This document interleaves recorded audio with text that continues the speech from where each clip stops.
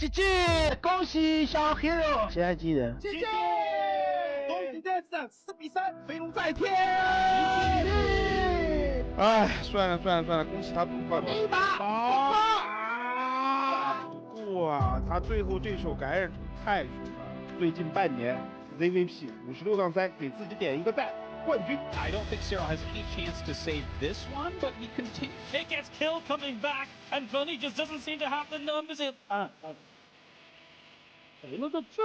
Didn't even notice the Liberator in the main base, I think. So many probes are going down right now. Oh my god, they're trying to get back, but they can't, and so many are picked up. A big clump here from Carey. Tries to split everything up. Giant force of Fadelings rolling and getting clearing the hell. That's massive.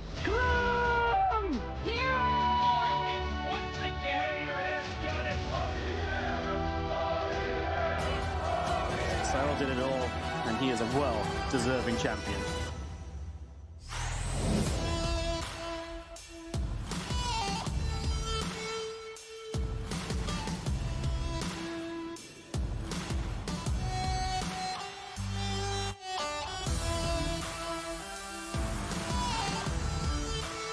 And welcome back, everyone. Welcome back to another day, another week, another edition of the Mass Coliseum 8 Playoffs Day number 5. Whew, I'm of course, oh my god.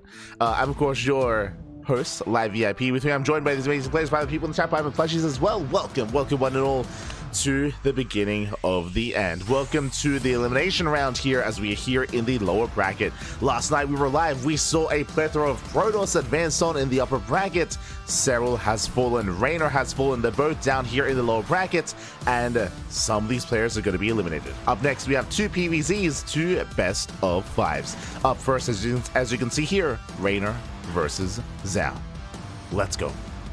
Let us go. Reynor versus Zoun is going to be coming up first, followed by Serral versus Astrea. And I'm torn. I am torn. You know, I've got a lot of love for a lot of these players, but last we have to say goodbye to two of them, and the other two will continue on in their tournament run. Oh boy, as we are looking to conclude Master Coliseum this weekend. We have a lot of matches ahead of us. We have a lot of games to come here today, tomorrow, the day after that as well. A lot of StarCraft, a lot of content. We have our players. We have our ZVP. Vetoes are done, and oh my god, I assumed it was the best of 5. My apologies here. Welcome to the best of 7s. Let's go. Let us go. Best of 7, papi. Oh my god, we're gonna get the most out of these two, the most that we can.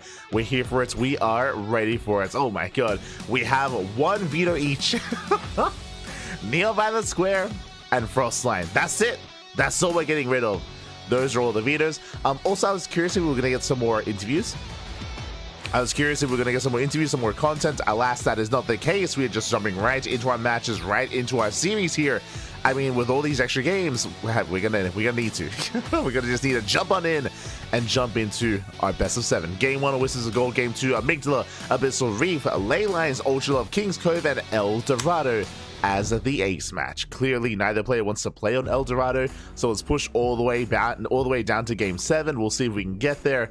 And coming into this, I am curious as to how this is going to play out. For those that were here yesterday, you would know that Reynor, he all-ined almost every single game against Hero. Just very aggressive play, very in his face or in the face of Hero as well. No standard games, no macro games. We avoided any semblance of macro between Reynor and Hero last night. Direct opposite with Serral and Maxx. We'll get into that later. We'll get into Serral and Maxx later. But Reynor, he was an animal against Hero. Alas, did not work out. Did get knocked down, and we'll see how he compares to Zoun. Now, what's interesting about Zoun here is that Zoun, historically, this has been his weakest matchup. Historically, Zoun, he has been popping up against Protoss, he's been popping up against Terran. That has been his stomping ground. But over the past couple of weeks, especially looking at our online weeklies, Zoun has been looking quite good, quite powerful. I'm referring to, I believe, KSL. Zoun, he took down Dark, he took down Shin. Zoun, he took down some big event is telling us, I was going to say is that Zerg players have been struggling a little bit more against Protoss, but we are jumping into Game 1, and in the top left-hand corner, we have Reynor, the Basilisk. And in the bottom right, we have the South Korean Protoss player. It is Zoun. And if you're in the chat, you know what time it is. It is a Gamba time. Predictions are open. Place your bets on who you think will claim the series. Best of luck in the chat as the predictions are open for the next couple of minutes. Here we go. Again, the Gamba is open. And coming into Whispers of Gold, I do favor Reynor coming into this map. I mentioned before that Reynor, he was very aggressive and very all-in against Hero in their series last night. And Whispers of Gold typically favors that kind of style. It favors aggression, it favors all-ins. So if Reynor did want to be assertive here in Game 1, this map would favor him. Now, I'm not saying that it'll work 100%, but the map does kind of favor that kind of style. We'll see how Zoun approaches this as we are opening up with a delayed gas. Hello. Interesting. A hatch pull opener here out of Reynor. Delayed gases. Interesting move from our Zoun player. Gas is just now being taken, but this means late link speed out of Reynor. This means that Zoun is going to be able to be a little bit more assertive with his adepts early on because there won't be any speed links to punish those adepts and to punish the third base as well. So Zoun should recognize this and he should be able to be a little bit more assertive with those adepts early on if he chooses to be, of course. So there's potential here for Zoun to try to punish Reynor. Likewise, Zoun settling in. Going to be tasing away at that drone, being as annoying as possible, and embracing the early game. Let's go. Now, when it comes to these openers, we have seen Zoun go and mix it up a little bit and go into these Archon-based openers. He has done so, and he did do so previously, going to Charge Ults, going into Archons. Not relying on it as heavily as some of the other European Protoss players, but he has played around a little bit with it, so we could see some of that at some point here in this series. Definitely something that we could factor in.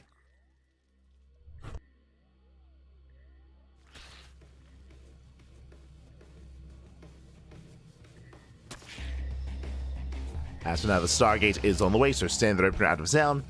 We'll see if he opens up with an Oracle or with a Void Ray. Oh, good. I'm dying a little bit. Reynor expanding towards his opponent makes sense. Does take the triangular third base. With his expansion, Reynor can spread creep faster across the map. He can go into a Queen base all-in as a result with a Queen Walker across the map with a bit of a German taxi as well. That is going to be an option here for Reynor. Is going to be an option.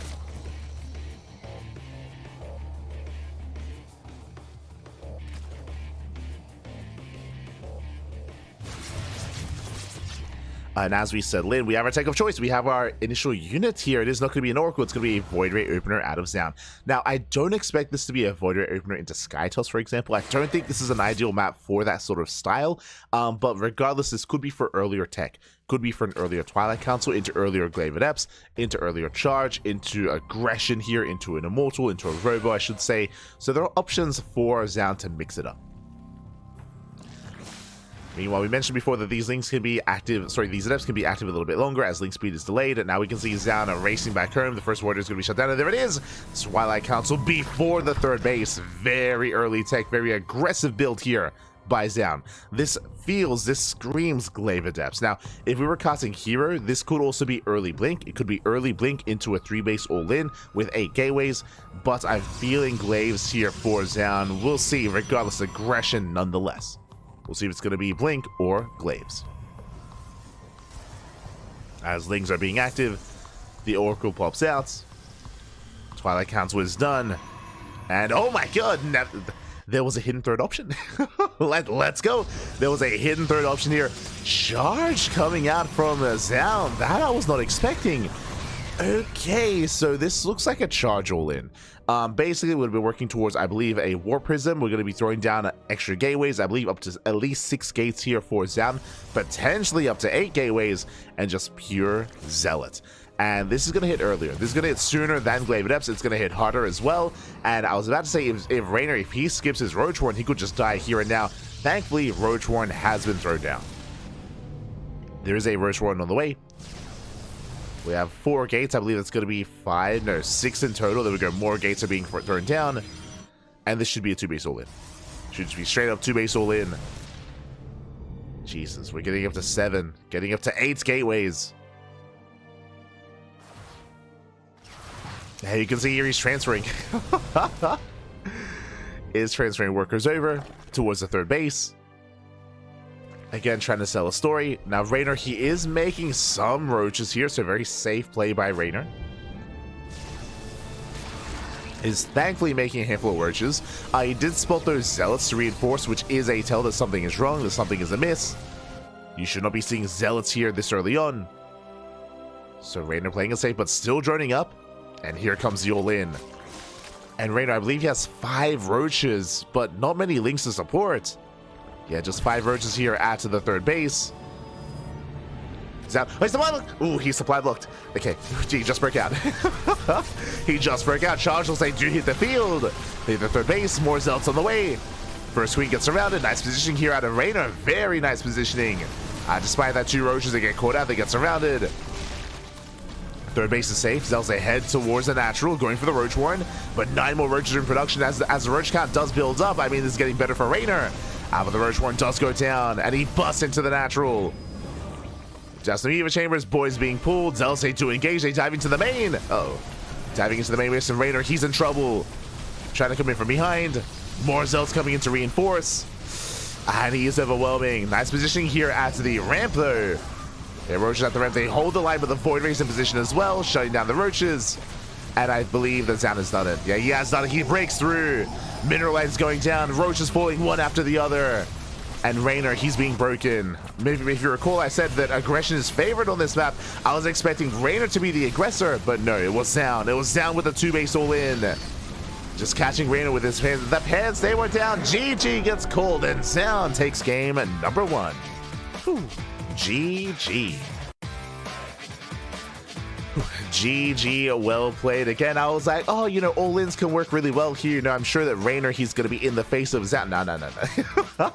Zoun was like, mate, I'm going to get there first, Mappy. Let's go. Twilight Council into charge, into a 2-base all-in, a charge-based all-in as well. Something very unorthodox. You do not see this often whatsoever. Again, Reynor, he did make a couple of safety roaches. Only 5 safety roaches. He did not see the move out. He did not confirm the all-in. He had no idea what was coming his way, and he was caught with his pants down. He was still in the middle of droning up his third. He was still in the middle of getting into +1 range, into taking up towards a longer game, and with that, GG.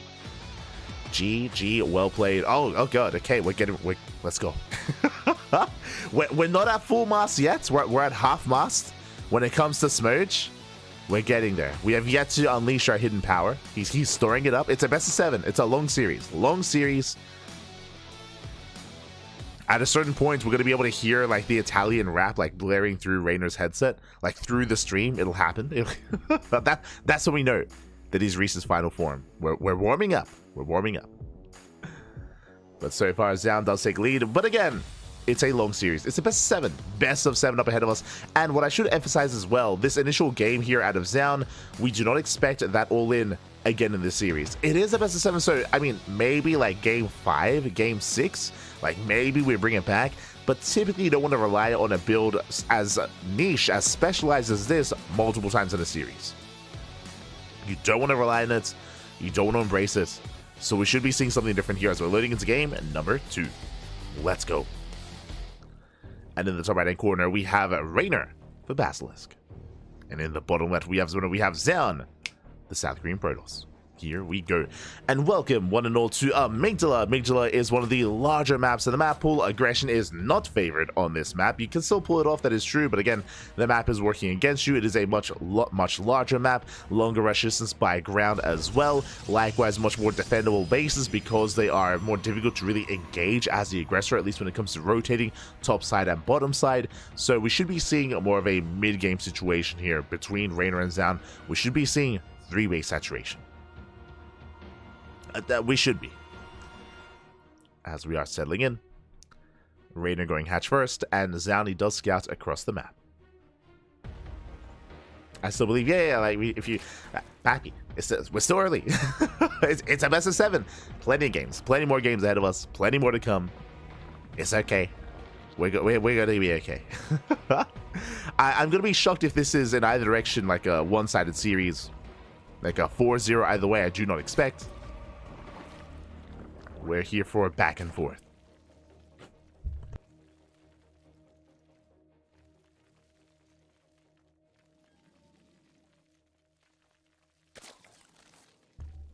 But clearly Zoun, he has some builds. Like, clearly he is willing to play unorthodox. I mentioned earlier that when we saw Zoun take down Dark and when we saw him take down Shin, Zoun was very much so not cheesing. He was very much so mid-game oriented.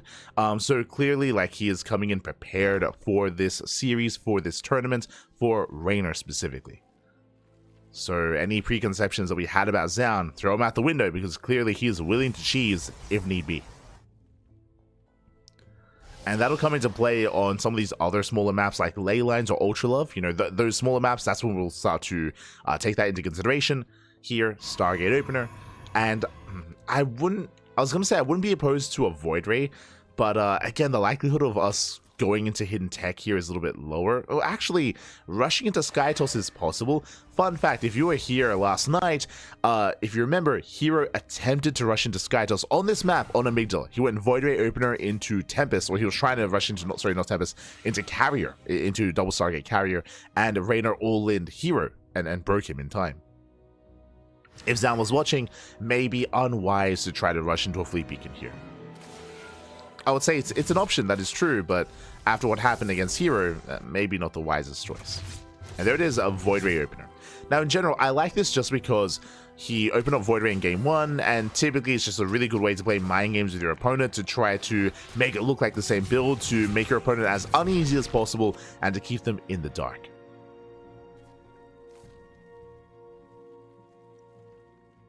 So Void Ray is on the way.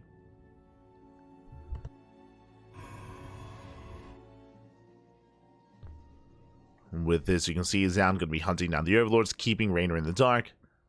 Question becomes, where do we go from here? Do we see a Fleet Beacon? Do we see another fast Twilight Council?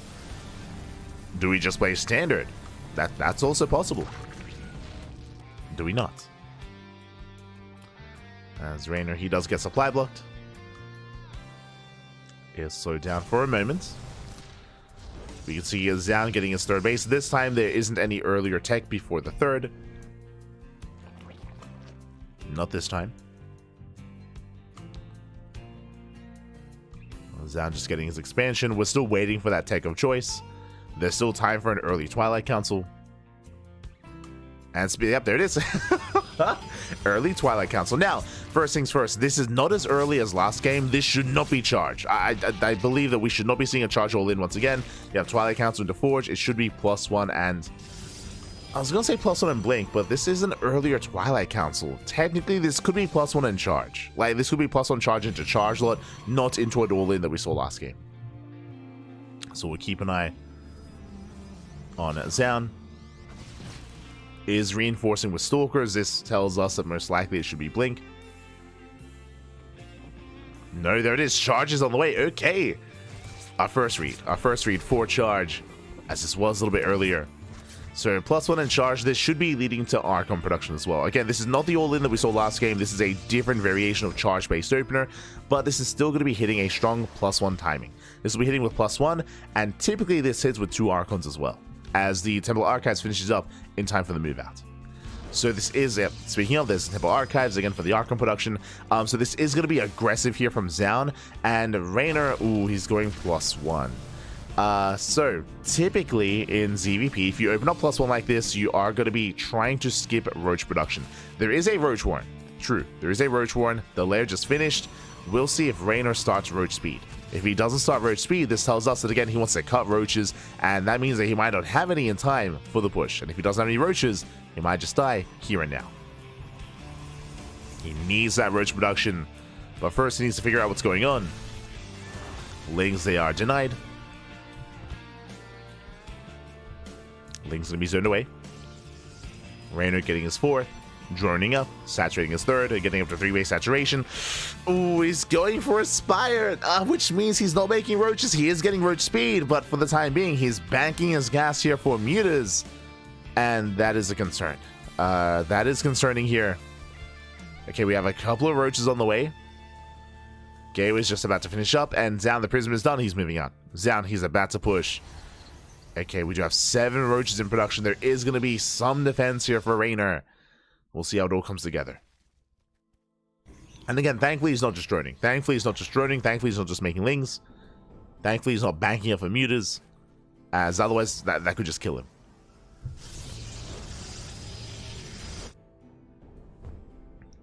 Zoun does push. Gateways are finishing up. Here come the Archons. And the Zealots are after. And Reynor, he realizes that aggression is coming his way. He does recognize it. He's massing up Roaches as we speak. This time, Reynor, he will not be caught with his pants down. Not the same way.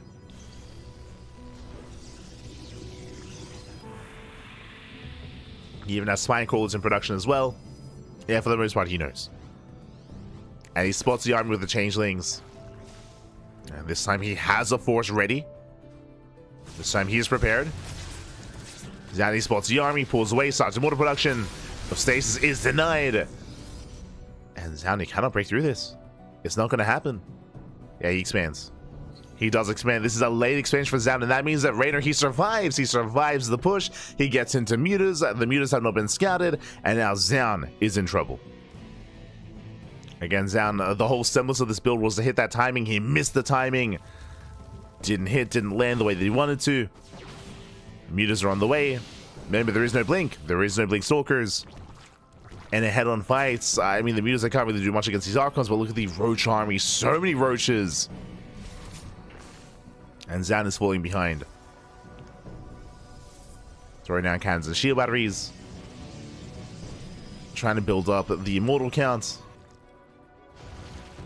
Mutas are revealed. They do hit the right-hand side. And they deny the base. Fourth base is denied. Zoun, he's stuck on 3 bases.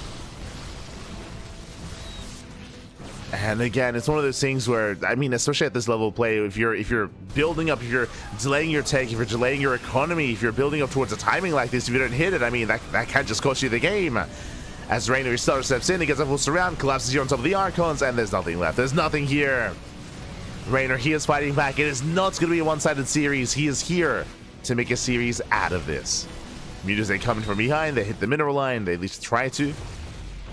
Phoenix goes down. They go for the probes. Ooh, Reynor is getting surrounded. He does have to be careful. The Biles. Oh my god, Biles do connect. Nicely done. But Zoun cleans up the Roaches. Okay.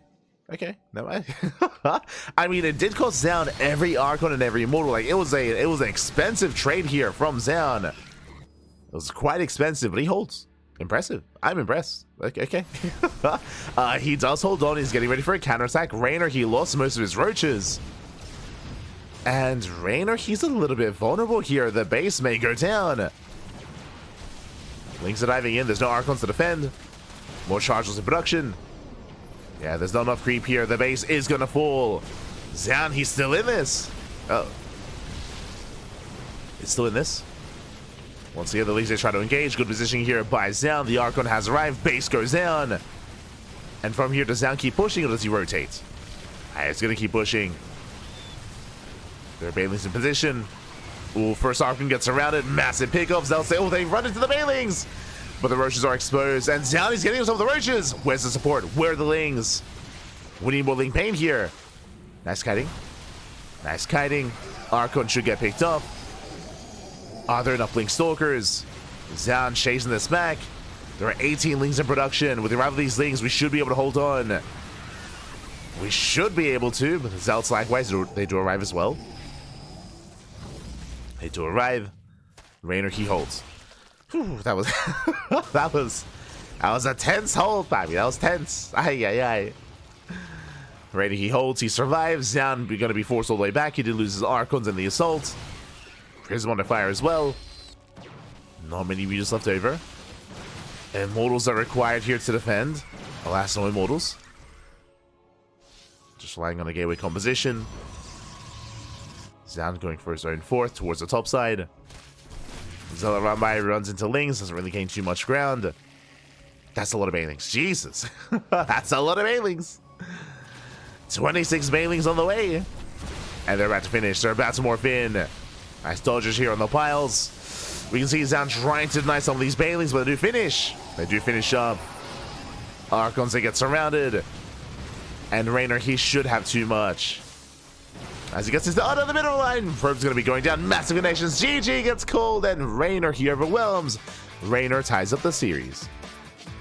Whew, GG. Oh my god. GG, well played. Reynor does tie things up. We have it back and forth. Again, it was just a really rough start for Zoun. Zoun, he was trying to go for the initial +1 charge arc on timing. He missed the timing. Reynor, he recognized how much danger he was in. Reynor was massing up roaches, and Reynor, he defended it beautifully. When it came to the counterattack, it was a little bit less certain, as Reynor did lose everything. Did trade though against the Archons and Immortals, and it looks like it was a good enough trade for Reynor to get ahead and to maintain that lead as well. Was good enough.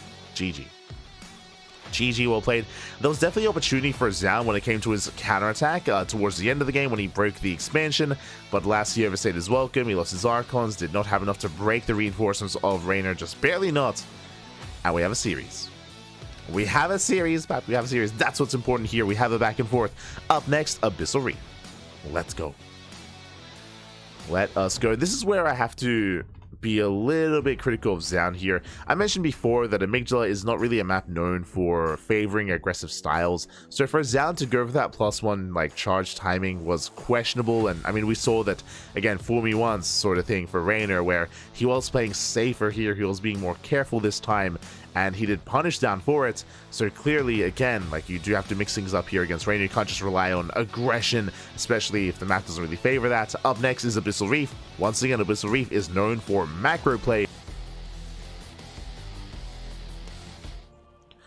And spawning in the bottom right-hand corner, we have Reynor for Basilisk. In the top left, we have Zoun, South Green Protoss. Let's go. Here we go. And so we are going to be settling in. And again, welcome one and all to Abyssal Reef, one of the larger maps in the map pool. Very large map. Much more defendable bases as well. Defendable natural, defendable third, defendable fourth base as well. There's a reason why we see a little late game here on Abyssal Reef. And I would imagine that's where Zoun wants to take this. I would imagine that Reynor wants to deny that as well. If you recall, the last time we saw this map, Reynor versus Hero, Reynor, he was going for drop lords. He was going for Nidus Worms as well. Like Hero, he was hyper aggressive. Well, my apologies. I was actually confusing Hero versus Reynor with Serral versus Max. Max with Serral, he was also being hyper aggressive here, trying to avoid that kind of scenario. So we'll see how Reynor approaches Zoun, and vice versa. First things first, though, I do hope that this time Zoun does not open a charge. I'm hoping that he opens Blink instead, or that he opens Stargate into, like, second Stargate into Fleet Beacon. I'm hoping that he does try to embrace, you know, something like Sky Toss or a later game composition. We'll see. We shall see.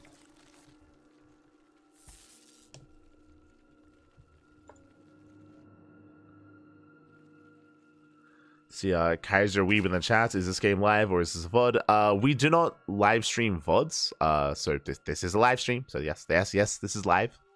Sometimes we do live stream replay casts, of course, if an event is, you know, we're not able to cast it live, and if we are provided replays, then we go over replays instead. But if that ever happens, that is typically stated in the title of the stream. That is the case for the OC Championship, for example, where the OC matches are played ahead of time and the players submit their replays and then we cast from replays. For example. But now we're settling in.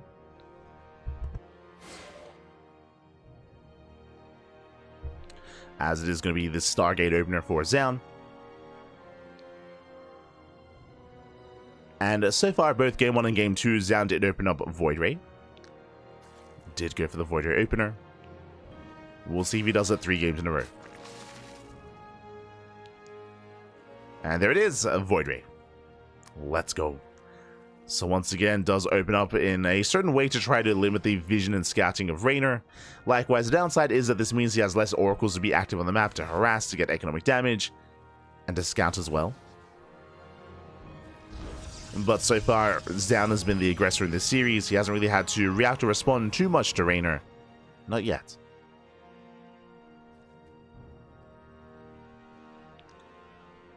As the Void Ray has arrived. Behind this, Zoun should be expanding, and then getting to his tech of choice. Should be Twilight Council, and oh my god, let's go, as we do see Reynor going for Pneumatized Carapace. Overlord speed. Very fast Overlord speed here by Reynor. And I'm curious if this is just for scouting. This does feel like a very drastic response, but it looks like it is just for scouting. Now, if this was Overlord speed alongside a lair, then it should be for a German taxi and a drop load all in. But as you can see, there is no lair. So this is just for scouting information. This is considered to be inefficient. This is a drastic response, as I mentioned before. But based on the size of the map and based on how the series has been unfolding, I do not blame Reynor for going for this. And that is a second Void Ray, by the way. Ay. Second Void Ray is morphing in. Now we have the 4:30 lair timing. You can see Reynor, he's going to be scouting with the Overlord towards the top right. He's going straight towards the natural. And we have seen Zoun go for this triple Void Ray build with +1 and charge. He often goes Mass Void Ray like this with charge loss, not with Blink Stalkers. We'll see if that continues to be the case here. As the Overlord does dive in. And the second Void Ray is in position. And Reynor not really too happy about that, but he will scout. Likewise, 4 drones going down to the Oracle. Ay. 4 workers go down, triple adept, they move out across the map. Zoun threatening a dive. Reynor, he does wall off. Yeah, just barely in time. Does fully wall. And because of the triple Void Ray, it is going to be charge. It is going to be charged in Archons once again. Now, the way that this works here is that I believe this hits a little bit later compared to the previous move out because of the extra Void Rays. As we can see here, another Void Rays on the way. But this is going to be another +1 charge Archon timing from Zoun. I'm not too fond of the idea of doing this on Abyssal. I mentioned before that this map is known for macro, and we have seen Zoun pop off with like a late game composition of Sky Toss before against top tier Zerg players. We could see that again, but alas, for the time being, it looks like Zoun doesn't really want to enter that kind of game state here. As the hatchery gets very low, Void Ray pulls away. More Void Rays are building up. We can see here that Reynor, he has skipped his Roach Warren. He's going Ling Hydra. He is going Ling Hydra. Because this is later, this is going to be hitting with Storm, actually. Okay. Storm is on the way. And I do actually like this composition that Zoun's working towards, considering that there are no Roaches or Banelings. Like, without Roaches or Banelings, I do feel like Reynor's army is vulnerable. Drop Lords are on the way. Reynor, he's going to be committing here. Yeah, the drop lows, I believe they're going to be for the Queens. He's just going all in. Reynor cuts workers at 67. At 3-way saturation. And he's committing. He's committing everything here towards the third. And is Zoun ready? He needs a little bit more time here for the storms. Likewise, going for Ling Hydra drops towards the natural. Okay. Zoun, he sees the army, he's Hex. He's droning. He just made a wave of drones. 8 drones are on the way. Infestation bits and a lurker down. Now, what's important here about everything that we're seeing from the production tab of Reynor, this is late. This is late droning, late tech, late hive, late lurkers. So it's going to be stuck on Ling Hydra a little bit longer. This is also why this drop play is important. It has to buy time. Has to buy time here. Has to keep Zoun busy back at home. While Reynor gets into lurkers. Because, again, he needs time. Shovelers towards the main. Zoun is getting distracted. Storm zones away. Zoun, he does respond in time. Oh, the shark! Get out of the way! He just wants attention. God damn it. Yes, there's a shark in the air in Abyssal Reef. Or under the sea, if you will. Above us. With that, Reynor's going to be deflected, but the drops are still active. And the longer this goes on, I would say the better it is for Reynor. In the sense that Reynor, the hive is halfway done, and he's that much closer to lurker tech and to lurker upgrades. There it is, 5 lurkers now morphing in. If Zoun had moved out without any lurkers to defend, then I do think that Zoun would have broken Reynor then and there. But Reynor, he's securing his army. He's refining his army, I should say. More lurkers on the way. Zoun throwing down a fleet beacon. Getting ready for Sky Toss. Here comes the move out, but there are 5 workers to defend. Is that enough, though? Is that enough? Zoun does force a cancel. Pushing deep onto creep. Lurkers are in position though. Yeah, lurkers are on the high ground. We spoke about it goes both ways. We spoke about how defendable the map is, or the bases are on Abyssal Reef. You can see here with these ramps, with these choke points, that Zoun cannot push his way in, and Zoun is going to be forced to take 2 more Stargates. Oh, the shark! Get out of here! But once again, Zoun is taking up. There is down 2 more Stargates, and he's rushing into, or he's headed towards Tempest and Skytoss.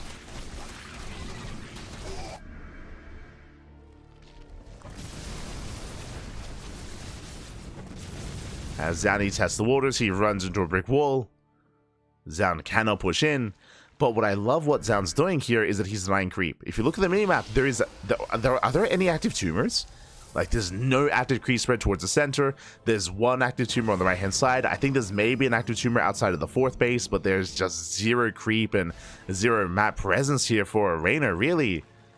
I mean, he has some laying Hydra towards the top side, but not really much vision for the Zerg. Oh, nice contamination! Let's go! Contamination on the mothership. Zoun, he does race back home. Both armies are maxing out.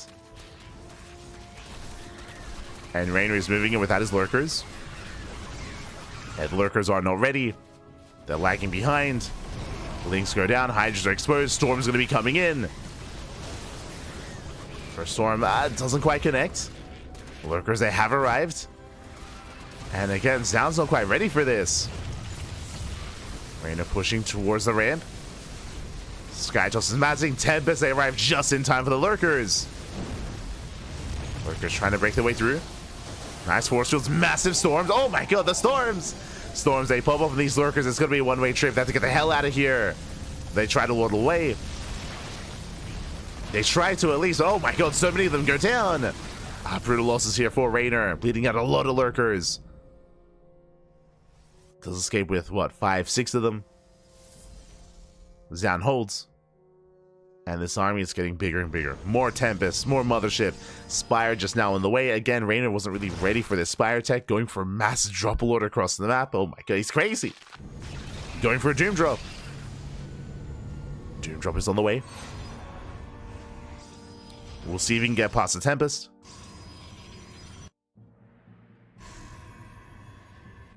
As I don't think he's actually loaded up those drop lords. Never mind.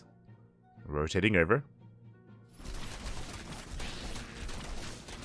Running towards Zealot Rambai. Meanwhile, Zoun, of course, from finding his army, getting to +3 attack, getting to Technology Stabilizers. Immortal Production, Second Forge, more Tempest, more Storm. And that first Spire is still finishing up for Reynor.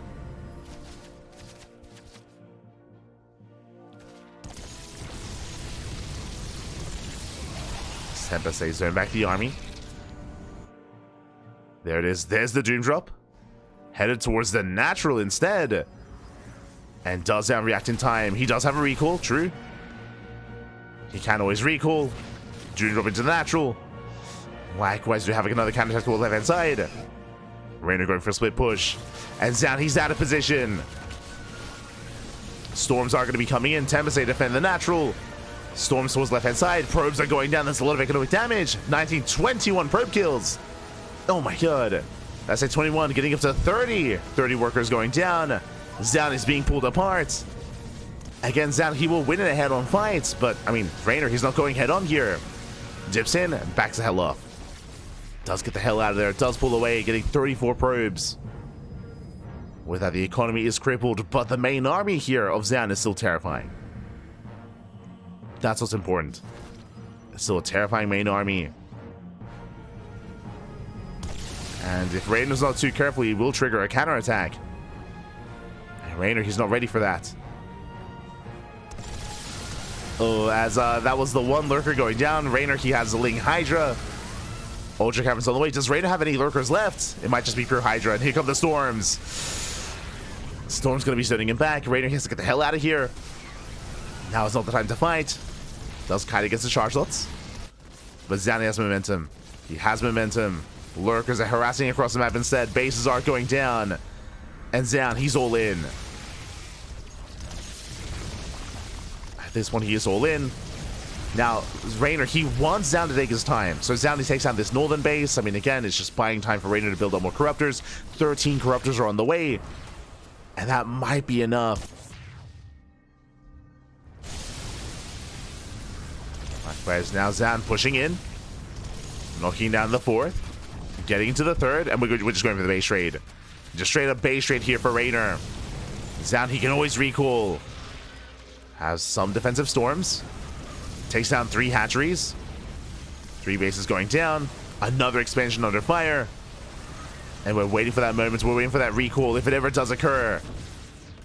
Lurkers on the high ground. 2 next side falling, going for a 3rd nexus as well. Reynor, he's the one to turn back around. Reynor is coming back home. Looking for an engage. Zoun, he notices. He backs off. The High Templar, oh no! The High Templar! Oh! He gets 3! Oh my god. Massive Storms, 3 High Templar go down. 2 of them force to morph into an Archon. Massive pickups. Again, every unit counts. Every unit does count. Reynor no longer supply blocked once again, going for a counterattack. And Zoun, does he come back home? He is! He's turning back around. He's going for the Corruptors. Ooh. Corruptors, they take a big volley. Again, I don't think Reynor can fight this head on. Vipers are on the way. God, the shark. God. the observer needs to zoom in a little bit. We're too zoomed out. God damn. So it's curious. We're casting from a clean feed, of course. We're not in game, so it is a clean feed. As Corruptors are coming from behind, they snipe a base, and Zoun commits. And Reynor, he cannot fight this. He cannot fight this. He has to avoid the main fight for as long as possible. Okay, there's a chance. If Reynor can snipe all the bases, he can make sure there's no recall. Speaking of, we do have a recall towards the top side. Uh-oh. That means there's no more recall left. And we can commit. Reynor, he commits to the base trade. Does have hidden bases. Reynor going to more expansions. And I feel like that was a blundered recall out of Zoun. I don't think that was necessary. He recalled a handful of zealots. And now back at home, Zoun's in a bit of trouble here. I mean, he's going to kill all these buildings. That is true.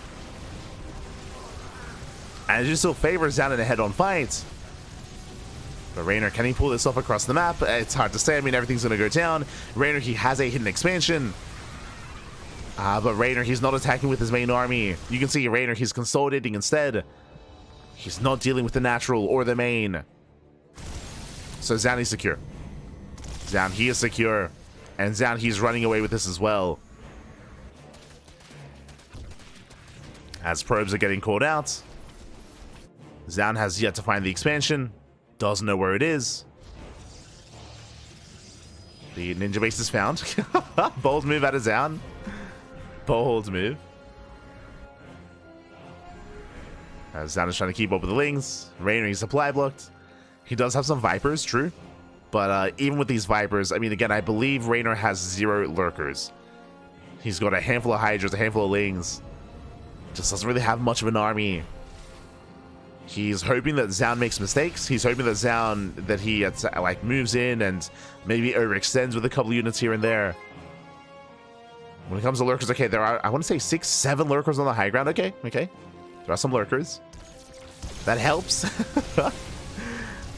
Oh, he's fishing for a Tempest. He gets 1, he gets 2.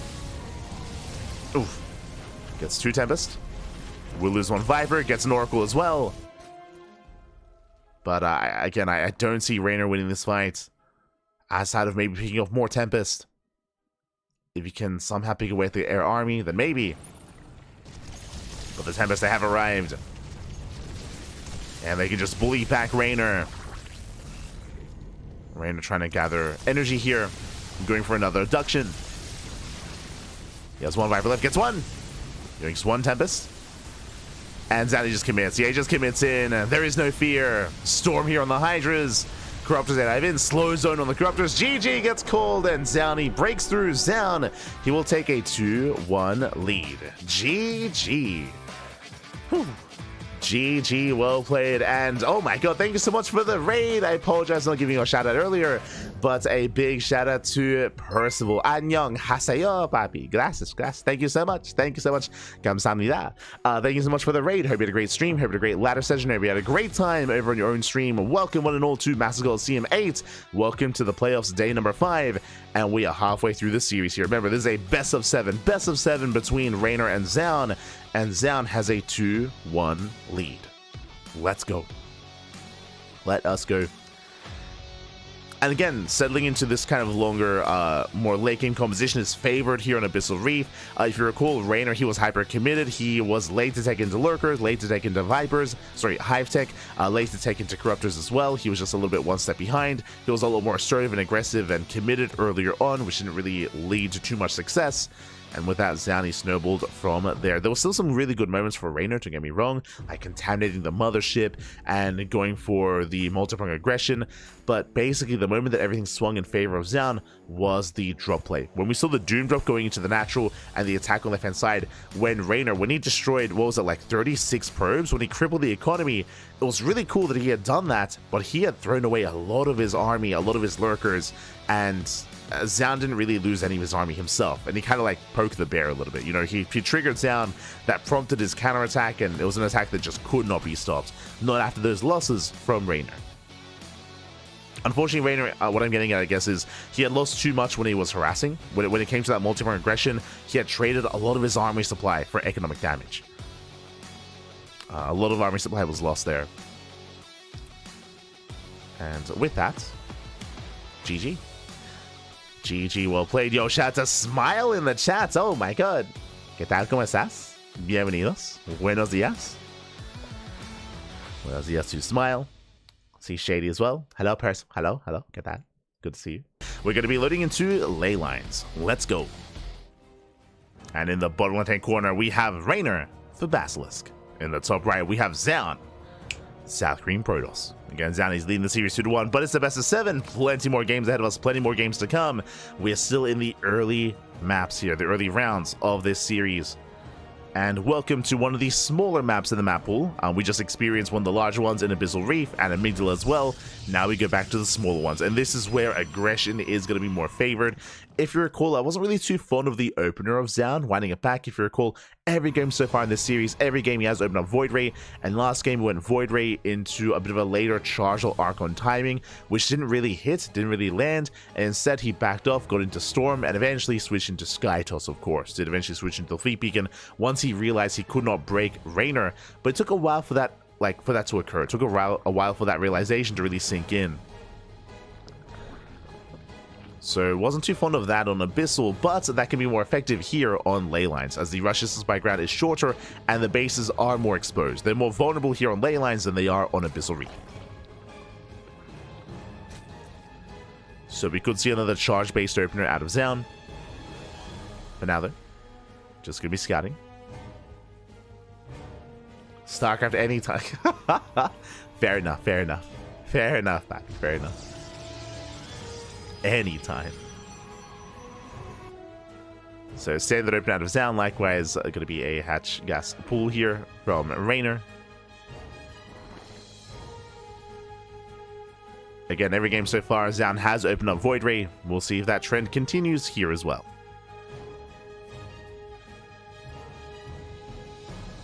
We'll see if we do open Void Ray. Or even Stargates. I'm getting ahead of myself. There, the Stargate has been thrown down. And oh, my apologies, I didn't miss it if it happened previously. I don't know if it happened in the last game, but the hood is up. the hood has risen. Let's go. Actually, sorry, my apologies. If I'm not mistaken, Reynor, he had a wardrobe change, right? Did this? We saw the camera turning off. If you remember, there was like an extended break between the last game and this one, where Reynor turned off his camera. He switched his hoodie. He switched to the hoodie that he actually has a hoodie. Let's go. It's time. It's time, papi. Where is it? Let's go. But 100% he has changed his clothes. So he had to put on his favorite sweater. True, he had to smudge. He's unlocking his power. He's taking it seriously. The smudge is real. It's time to game. It's time to get serious. Okay. Speaking of getting serious, for the first time this series, Oracle. For the first time this series, it's going to be an Oracle opener, not a Void Ray. So Zoun is looking like something more standard here. Oracle into a second, into a third base as well. Triple Oracle into a third Nexus. Looks to be the name of the game here for Zoun. Into +1 and Blink. Potentially. Ooh, that is a Twilight Council before the third base.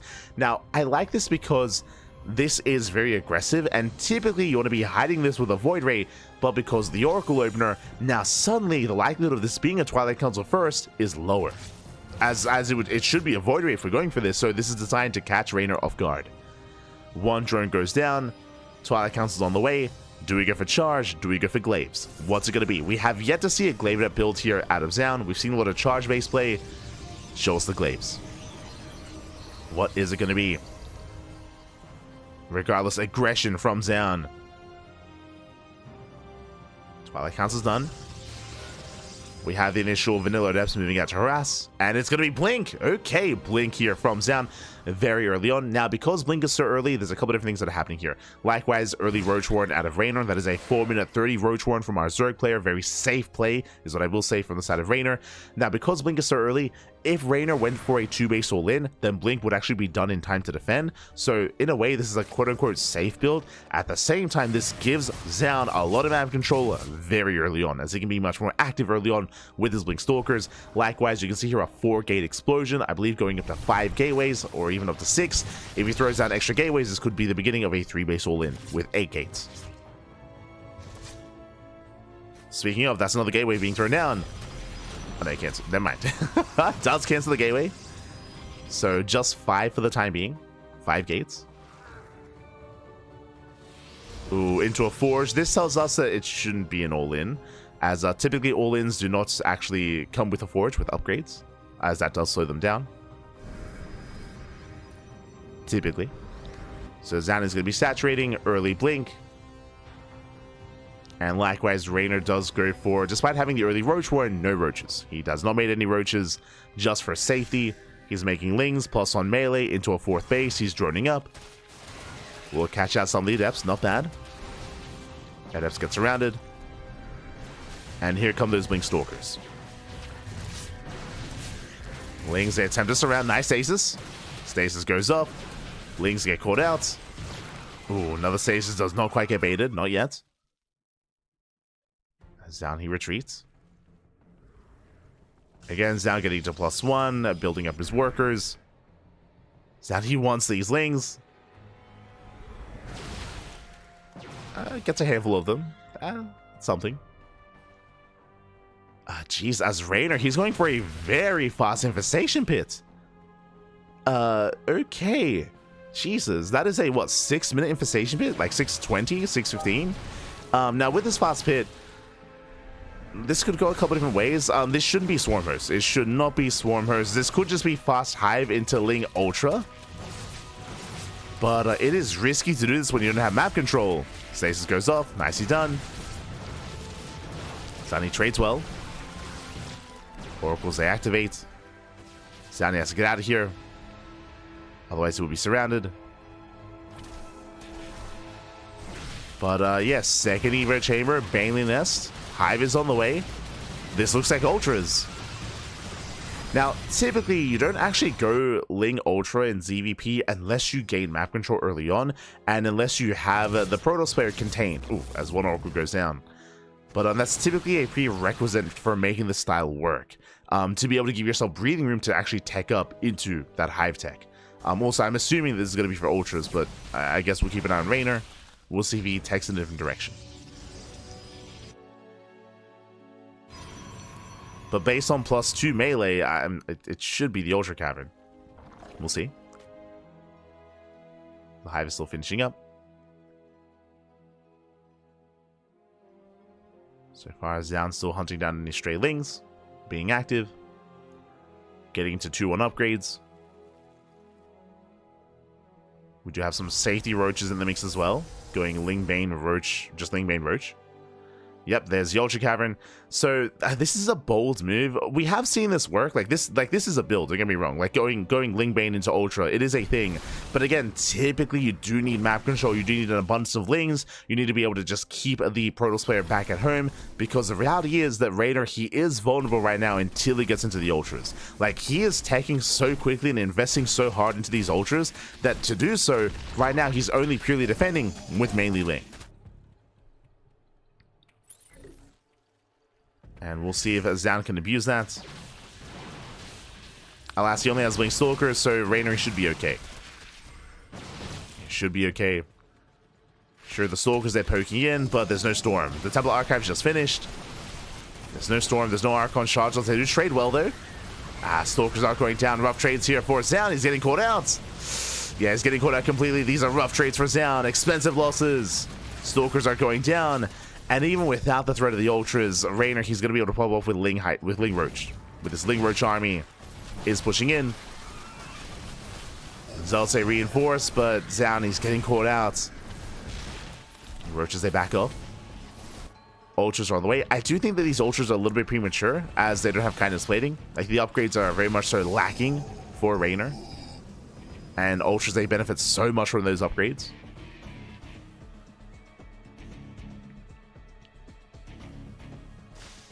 But it may be enough anyway. Like, it does feel like Zoun has bled out too much in the lead up to the mid game. In the lead up to this game state. Drop Lord's moving in.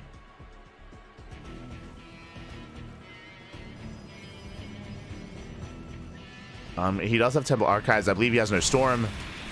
So just Archons. It's still just a very kind of flimsy army here for Zoun. Very gateway focused, not too much splash damage. Does trade well against the pure Ling, that is true, but Reynor is getting ready for Drop Lords. Drop Lords are getting ready. I mean, that was an efficient trade here from Zoun. True, was efficient. Takes down the fresh bases.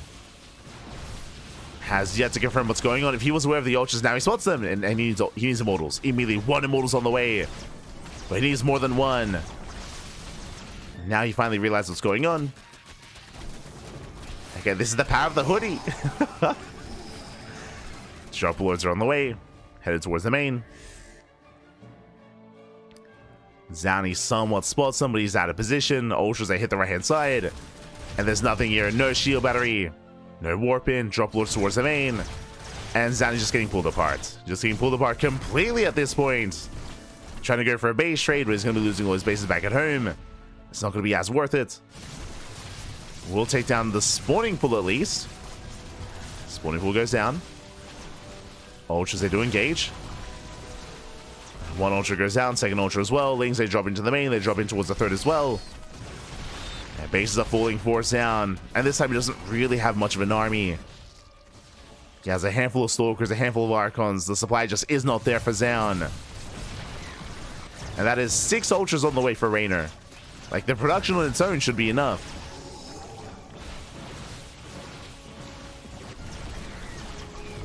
As Zoun, he is defending back at home.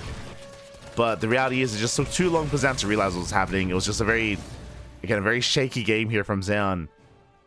Into Fast Blink, into the Blunted Assault. Into Archon.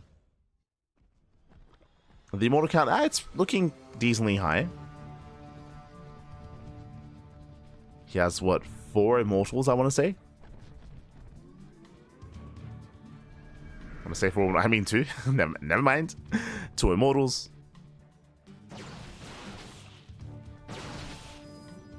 And once again, Reynor going for a counterattack. Hits the third base. And Zoun has no economy, he's all in. At this point, he's completely all in. Ultras, they bust into the mineral line. Probes, they come back too soon. 10 probes going down to the splash damage, to the swipes. Lings, they bust into the natural. And they're just Ultras everywhere. Ultras all over the place. Down, he's getting surrounded. And we're getting a back and forth here. GG gets called, and Reynor, he ties up the series at 2-2. GG. Does tie this up. We are having a back and forth. Let's go.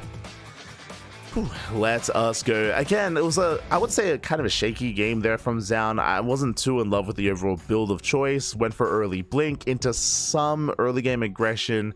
Tried to go into a charge or Archon follow-up, but he was bleeding out a lot of Stalkers in the early game. If you remember, when he was trying to push in towards the top side, he was bleeding out like 5, 6, 7. Aggressive against that and break through, but we'll see. As spawning in the bottom left-hand corner, we have Reynor for Basilisk. And in the top right, we have Zoun, Green Protoss. Let's go. And welcome all to Game 5 here to determine who is going to be on match point. Will it be the Zerg or the Protoss to gain momentum in the series? So we are settling in and opening up. Going to be a standard gate expand here out of Zoun. There's no crazy 12 pool or early gases out of Reynor. Everything looking normal for the time being. Reynor does open up hatch first.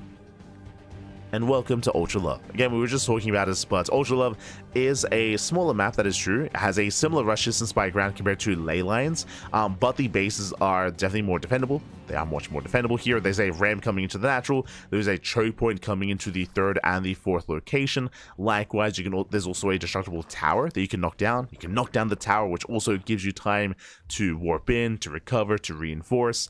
And there are very narrow ramps, or I say ramps, bridges in the center of the map, which can also be quite difficult to actually push through.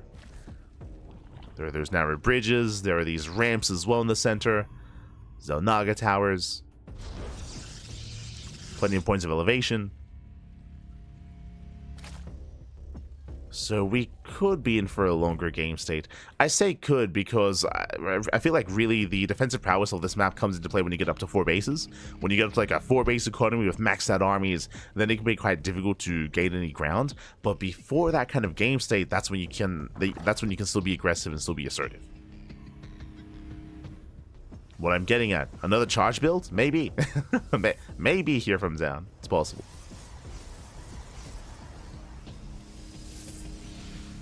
Interesting.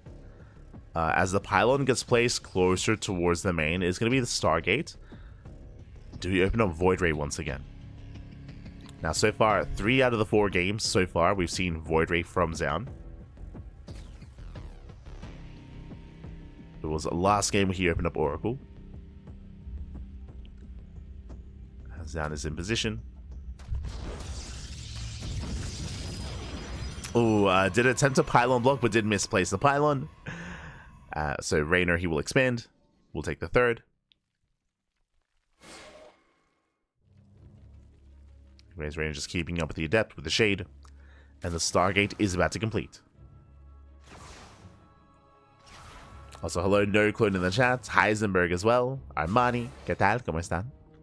Bienvenidos. Good to see you all. And we have an answer to the question here. What's the first unit of choice? It's going to be an Oracle. Okay, not a Void Ray. Not again.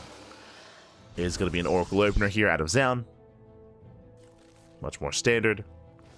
This should lead into a 3rd base. Last game, this led into an earlier Twilight Council.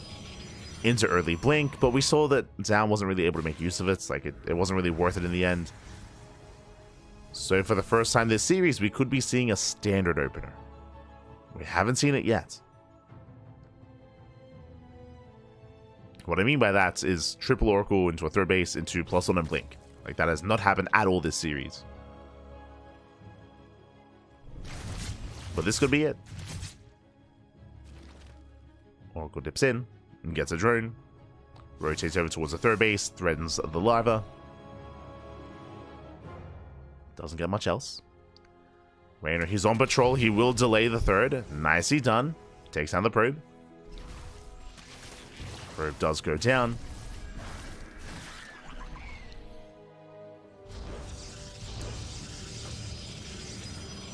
Zoun does expand. And now we're waiting for the tech.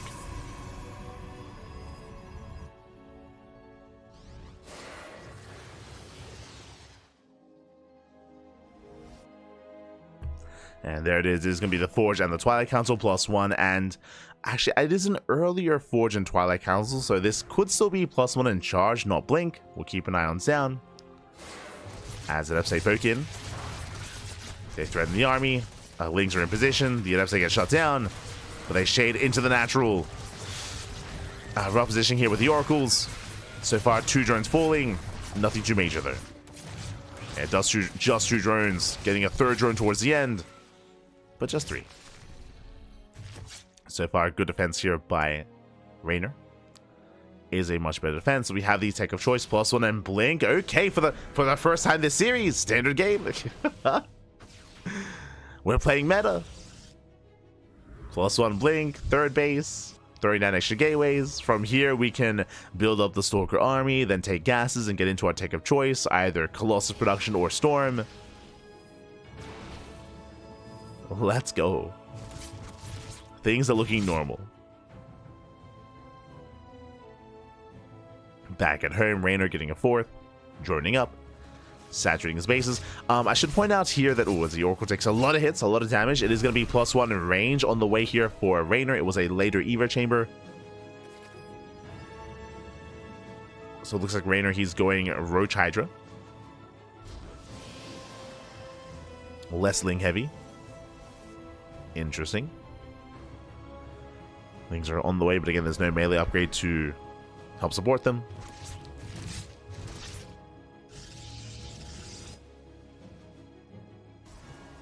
And this also means that, I mean, I'm assuming that it's going to be Roach Hydra. Based on the gases being taken, we should be taking up. As he's taking his gases here at the 3rd, is joining up towards over 3 base saturation. Wings, they threaten to dive. Oh, meanwhile, Zoun setting up across the map. Oh my god! You know, I was looking forward to, a longer game state, but I just realized Zoun, he has not taken his gas at the 3rd base. He has a proxy across the map, and if I'm not mistaken, I believe he's getting up to 8 gates in total. He's going for a 3 base all in. At the same time, Lings, they hit the 3rd base. Then he reinforces back at home. A couple of warpins. Zoun, he does defend. Black Rest Stasis goes off, catching out some of the roaches, catching out one of the queens. Not bad. Stasis does connect. We do see a nice bait here on that final Stasis. Lings, they coming from behind. They do find the proxy. And they're forcing Zoun back. As the gateway is going to be threatened. But again, Zoun is completely all in. Behind this, there's no Immortal production. There's no Colossus. There's no Storm. There's no further tech. There's no 4th base. It's just purely Blink Stalker. Takes down the base. Hatcher goes down. But Reynor, he's buying a lot of time. Building up more roaches. But the roaches are exposed.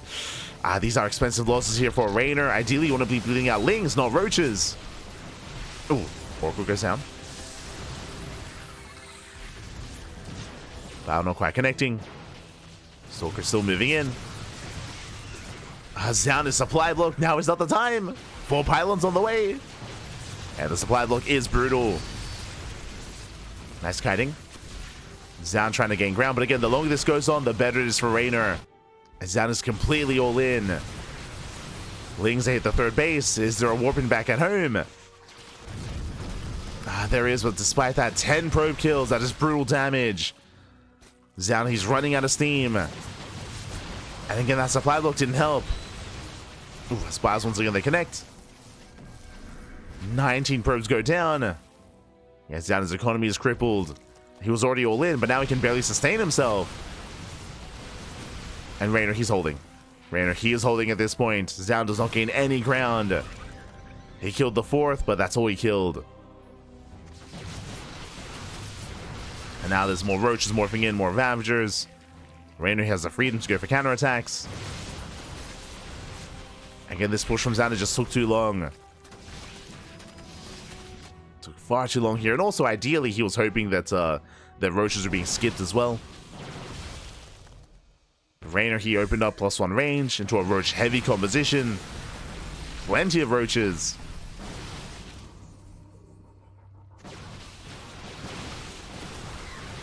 Zoun tries to rotate, takes a lot to the face. Another Stalker goes down. Lings, they hit their proxy, no more reinforcements. At least they're going to be delayed. And Reynor's maxed. He's maxed out already. He's at 200 supply. And Zoun just doesn't really have much left. There's just not much left over here. Trying to poke in. It's just not getting easier though. +2 is on the way. Burrow. Reynor even going for a Roach counterattack. That's how much freedom he has. Oh, tower goes down. Takes down a Link. Just the one. One Link goes down. There's the recall. And from here, Reynor can just throw it in a Hydrogen at this point. Just throw it in a Hydrogen. Tech up into Hive Tech. Drone up. Speaking of droning, 11 drones go down. Oh my god. Okay. Gets 11 workers. Despite that, one Oracle will fall. Did I say one? Second Oracle gets picked up as well. And here comes a counterattack. Reynor, he commits. Back at home, there are some Stalkers that defend, of course, but there's no Immortals, there's no Disruptors, there's no Storm. Roaches, they coming from behind, they burrow. They don't have Tulling Claws, so they're kind of stuck. They can't quite move, but they're there. Oh, there's Revelation. Roaches, they get spotted. They do on burrow, but that's a lot of Roaches going down. Oh, these are some rough losses here for Reynor. Some inefficient trades, I should say. But he should still have enough. 17 Roaches morphing in.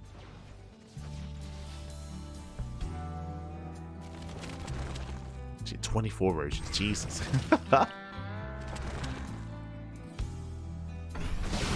And Zoun, at this point, he's huffing a bit of copium, not gonna lie. There's a bit of copium back. A little bit.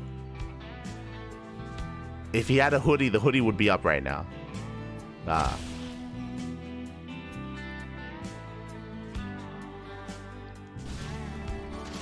As Roaches, they hit the third, Probe's gonna be going down. I mean, Zoun, this army just hasn't been getting any bigger. And it looks like the final assault here from Zoun. Reynor tulling under the army. Let us around. Let's go. He pops out. Not even towards the end. GG gets called. And with that, Reynor, he will take a lead in the series. Whew. GG. GG. Well played, Reynor. He will take a lead. And with that, Reynor, he is now unamas one game away from advancing on and from knocking Zoun. As we're getting into potentially the final game of the series, and spawning in the bottom right-hand corner of King's Cove, we have Reynor, the Basilisk. And in the top left, we have Zoun, the Green Protoss. Let's go.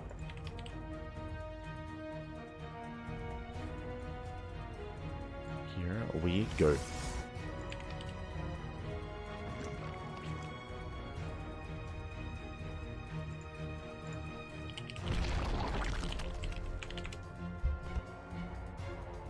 As we are going to be opening up, going for a 15 hatch, 15-15 out of Reynor. Likewise, Sender Opener out of Zoun. And welcome one and all to King's Cove. Again, one of the larger maps in the map pool. It has a very long rush distance by ground. Likewise, very defendable 3-base setup as well. There is a narrow ramp coming into the natural, narrow ramp coming into the third as well. So very difficult to break a defending player on 3 bases. The fourth is different. The fourth is much more exposed. That is true. You can punish the fourth base a lot more. You can be just a lot more aggressive, a lot more assertive when it comes to the fourth base at least, but that is a much later form of aggression here when it comes to denying the fourth. If a player can establish their fourth and fifth base, then mate, they can pop off. And again, I do favor Zoun in a longer, later game. I do favor him in that situation, but can he get there? That is the question. When it comes to the series, we've seen even on some of these other maps, these smaller maps, that Zoun himself has been aggressing and been more all-in, and hasn't been as successful with it. So I'm hoping for a different approach, but we'll see. It's also one of those things where you expect a player like Reynor here on King's Cove to cut corners. You expect him to skip roaches and go Ling Hydra and be vulnerable to all-ins as well. So there's why you can make an argument that you can try to go for it all-in on this map, but not too fond of the idea, personally. Not too fond of it.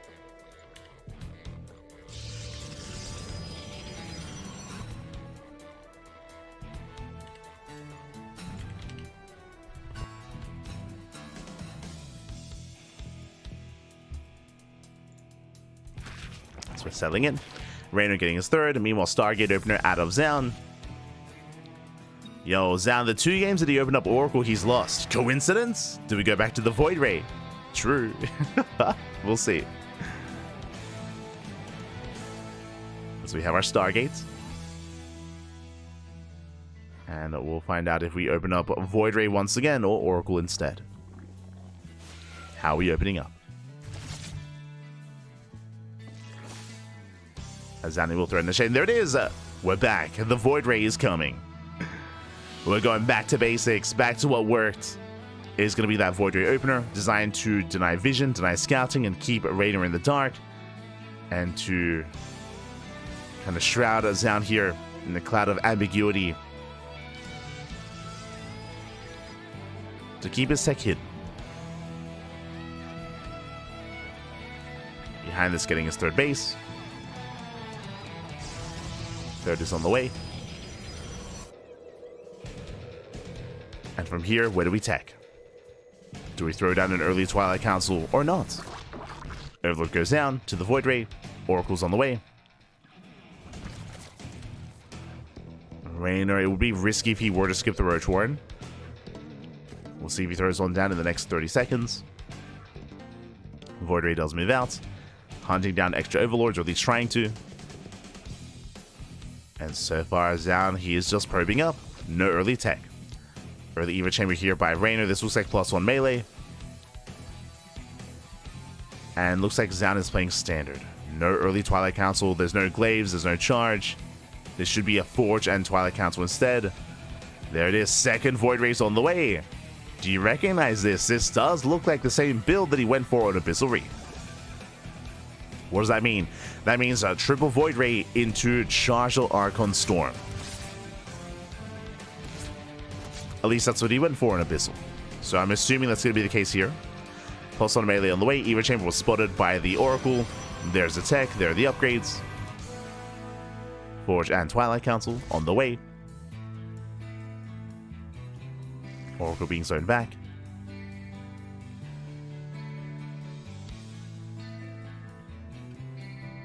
And you can see here, Reynor, he does throw down the safety Roach Warren. 5-minute Roach Warren for Reynor, so he's not cutting corners. This means if there was a hidden tech, like a hidden Glaive Adept build, for example, then Reynor would be ready for it, at least somewhat. Same with charge.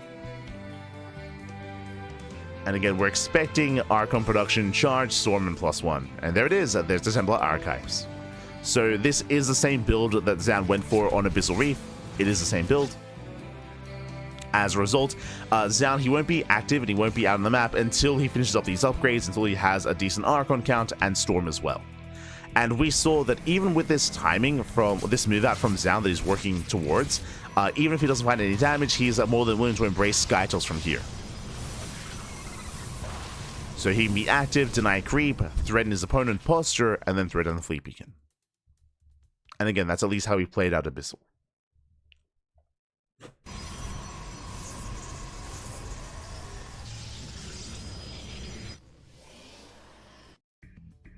There we go, Storm is on the way.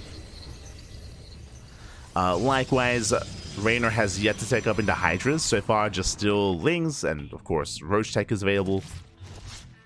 But I don't see a Hydrogen yet. We should see, there we go, Infestation's on the way. He's gearing up. Void Rays a poke in, then take some hull damage. Now, unless I missed it, the longer this goes on without a Hydrogen, the more that I believe this is going to be Ling into Ultra again. Yeah, +2 melee. This screams Ultra. On the one hand, this is the same build that Zoun went for on Abyssal Reef. Meanwhile, Reynor, he's going for the same build he went for on, I believe it was on Ley Lines. Yeah, Bane and that's on the way as well.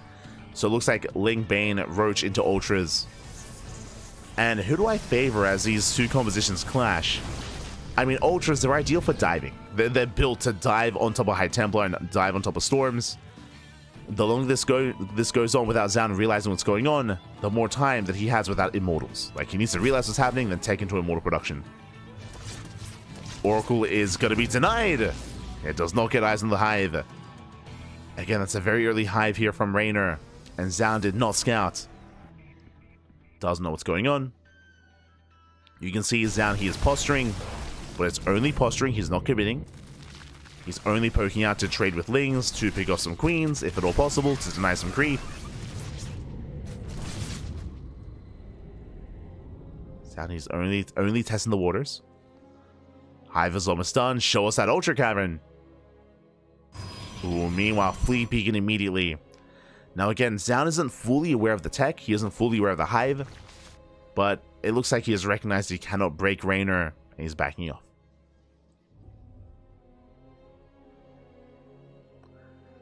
So this isn't a bad position for Zoun. Not bad whatsoever. Hive is now done. Waiting for the Ultra Cavern. There it is. Ultras are on the way. So again, this is the same build that Reynor went for on ley lines. Just Ling, Bane, Roach into Ultra. And I would favor Reynor here if Zoun wasn't already taking into Skytoss. Like, that's the problem here, is that Zoun, he already recognized early on that he was not going to be able to break Reynor, so he is much faster to tech into the Fleet Beacon, into Stargates, into Mothership and Tempest production. So as both players are taking, I lean towards Zoun. Ooh, that's a cancel. It's going to be cancel on the base. Zoun, I'm sure he noticed +2 melee. +2 melee is a tell. Yeah, Immortals are building up. And he scouts the main. Hallucination does confirm the Hive and the Ultra Cavern as well. So Zoun, he sees everything.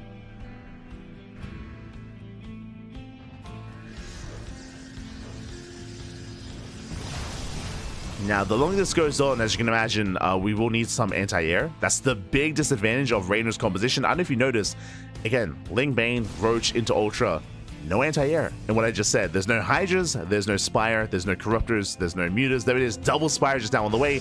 Reynor, he now recognizes that he's not going to end the game anytime soon. He needs some anti-air. He needs Corruptors.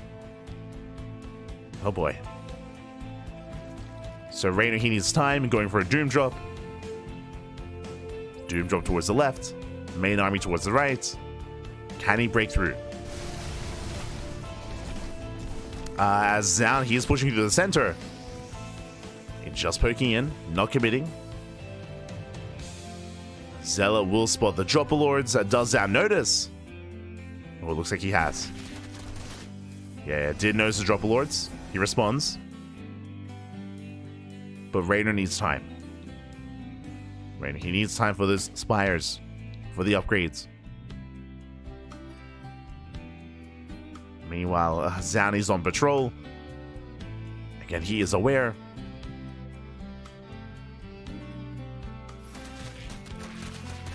He is in position towards the left-hand side. And he does find the Overlords. Oh, the Dropperlord's going to be shut down. He gets one. One full Overlord falls. He gets a second one as well. Ay, ay, ay. Just like that, Reynor is being shut down. Getting a third Dropper Lord as well. And as all this is happening, more Tempests are building up. Like, Zoun's army is just getting greater and greater. He's just refining it over time. Reynor, he's maxed out, but still no Corruptors. Getting to 1-1 upgrades. Massive Stasis goes off. Zoun, he's defending well. We do have a massive Baneling run by here set up towards the 5th. Towards the 5th base. But the Orc scouts he sees. Does spot the army. Here come the storms. Reynor, he backs off. Gets the hell out of there. Zealot Ramai comes in, takes down the base. Hatchery's under fire. And it's going to go down as well. Zoun shuts down all the Lings. Catches the base. These Roaches that don't really scale into a longer game. Wants to get rid of them. Infestors on the way. They will help. Neural Parasites being researched. Let's go. Getting to Neural. I'm still not too confident in Zoun really having any pushing power here, but he does find the Roaches. Ay, ay, ay. I mean, Reynor does want to get rid of them, but ideally in a more efficient way. As that is 8 Infestors. You can see Reynor leaning in. He's not feeling it. No. Calm down, Papi. Calm down. I mean, it has been definitely a shaky kind of road here to this game state, but Reynor, he's still very much so in this. Still very much so. Unfortunately, he has no Skyzerg yet. He has to trade out an army, replace it with Corruptors. Because of all these Infestors, he has a lot of potential. Even with limited anti-air, he could technically neural all the Tempest. He can neural all the Tempest. He can turn them on the Protoss instead. Like, these Infestors have a lot of potential. A lot of potential here for Reynor.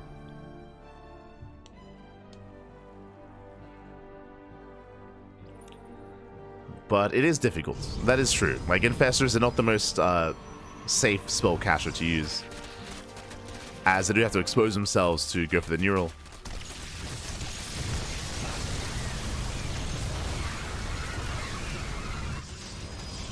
Meanwhile, nice thing run by. Will force a cancel. Does force a cancel. Delays the expansion. Not bad. But this is a death blow of an army. Oh my, there's so many Archons, Immortals, Storm, Tempest, Mothership, Void Rays. Like, this is the ideal that Zoun's been building up towards. Aye. And is Reynor ready for this is the question. I believe he has 6 to 8 Infestors, which will help.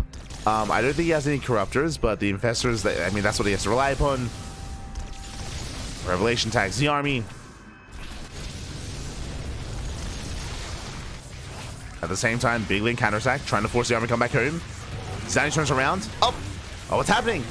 Show us the main fight. Show us what's happening. What does he catch? Tempest. Does catch 2 Tempests. Very nicely done. And again, this is what Reynor needs. Oh, no, not this though. Mass feedbacks. Does catch out the Infestors. The Tempest, they survive. No shot. And with that, a rough start here for Reynor. He does commit, lands a fungal, slow zone here on the Ultras, and Zoun's breaking through. He's breaking through, the army just melts for Reynor. Aye. Basically, even though Reynor got the neurals on the Tempest, there was no anti-air. So the Tempest, they just lived. They just stood there. they just survived anyway. The Infestors were exposed, as we mentioned. I mean, that's the downside. The Infestors, they're quite vulnerable. They all go feedback, and Zoun snowballing out of control. Looking to take this game, looking to force the ace match.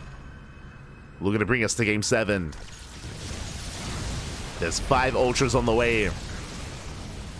At least some of the Infestors are still alive. They're coming in. Show us the neural. Storm popping up. Oh, the Infestors, they get shut down. They get completely shut down. The Ultras, though, they do collapse here on the Archons. The Ultras are popping up. Let's go. They break through the Archons. And Reynor, he's holding. Whew. Is holding on. The Tempest, they still raise it. You can see Reynor chuckling a little bit there. He lost 44 workers.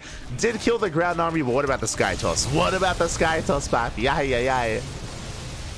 There's 13 Corruptors in production. That's a lot of Corruptors, true. And there are no more Archons.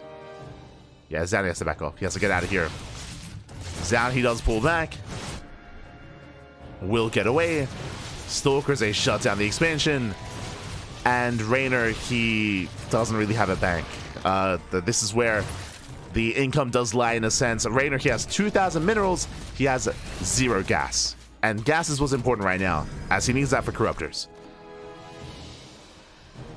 Corruptors, Spellcasters, everything really. So Reynor, he's barely maxing out. Likewise, lost a lot of workers. And again, even though Zoun lost his ground army, he can afford it. He can afford to replace it. Zoun has a bank. He's rebuilding Zarkons, his Immortals.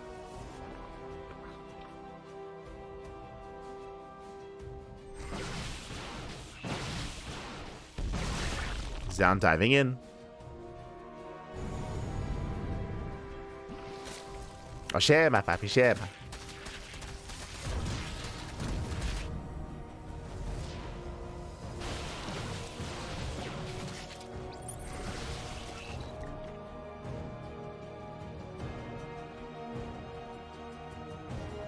Again, Reynor, he is up against the wall. Does catch out the Stalkers. Nice catch. Delayed response here by Zoun. Catches one Ultra. Bleeding out every single Stalker. And instead, just going to be replaced here with more Archons, more Immortals. Just a greater army.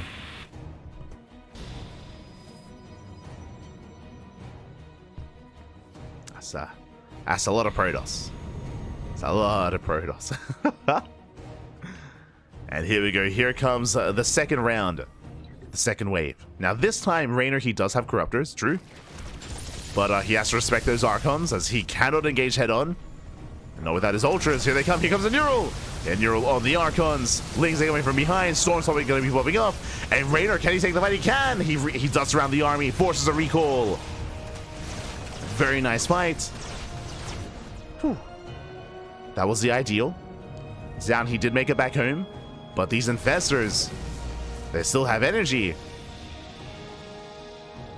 I just realized, Reynor, he's down to 33 drones. Jeez, 12 more drones. No, the workers, the drones. 12 more drones going down. Again, he barely has an economy to sustain himself, but he has a maxed out army. That's what matters. And here he goes. He pushes in. Ooh, he cannot break this though. And he's pushing into the wall of cannons. Storm going to be popping up. Murals, they come in on the Archons. Mothership goes down. Reynor, can he break through this? It's all or nothing for Reynor. It is all or nothing. The Tempests go down. What about the ground army? There's what, 2 Ultras left? Yeah, 2 Ultras remaining. The Neurals are running out, and GG well played. Zoun, he holds, he shuts down the army, and Zoun ties up the series. We are going to the ace match. Whew. GG. GG, well played. We're going all the way to game 7. We're going the distance, Spappy. We're going the distance. Let's go. And again, this is where Zoun is favored, right? Getting into this longer later game, embracing a Skytoss army in these larger maps. But we're done with the larger maps. That's the downside here of, you know, a best of vetoes that occur. Neon Violet Square was vetoed, Frost Sign as well. We are loading into El Dorado, one of the most vetoed maps in the map pool, but I mean, with only 1 veto each, it made it through. El Dorado made it through. Clearly, neither player wanted to play on it. It was left all the way to the end, and I'm sure both Reynor and Zoun were hoping they were not going to be forced to play on El Dorado, but we're here. We are here. Now, when it comes to El Dorado, it is very quirky. There's a lot of different actions, so he might play more reactively instead. We'll see. We shall see, as it is all on the line. Otherwise, hope you've all been enjoying yourselves. Hope you've all been having a great time. And remember, this is only the first series. Only the first series here of the night. We still have Serral versus Serral versus Astrea after this. As spawning in the bottom left-hand corner, we have Reynor, the Basilisk. And in the bottom right, we have Zoun, the Korean Protoss. And here we go. We have gone the distance. Zoun versus Reynor all the way to game 7, all the way to the ace match. This could go either way, especially on El Dorado. It's time. It's time to ape it up. If Reynor could put on another hoodie on top of the one he already has, I'm sure he would. As, ooh, we are opening up hatch pool. Interesting. So Reynor, he's delaying his gases. Reynor, he's going for a delayed gas opener instead. Interesting. With this later link speed, later tech from the Zerg. So a bit of a greedier start, I should say. Meanwhile, Zoun going to be opening up Gate Expanded to Cybercore.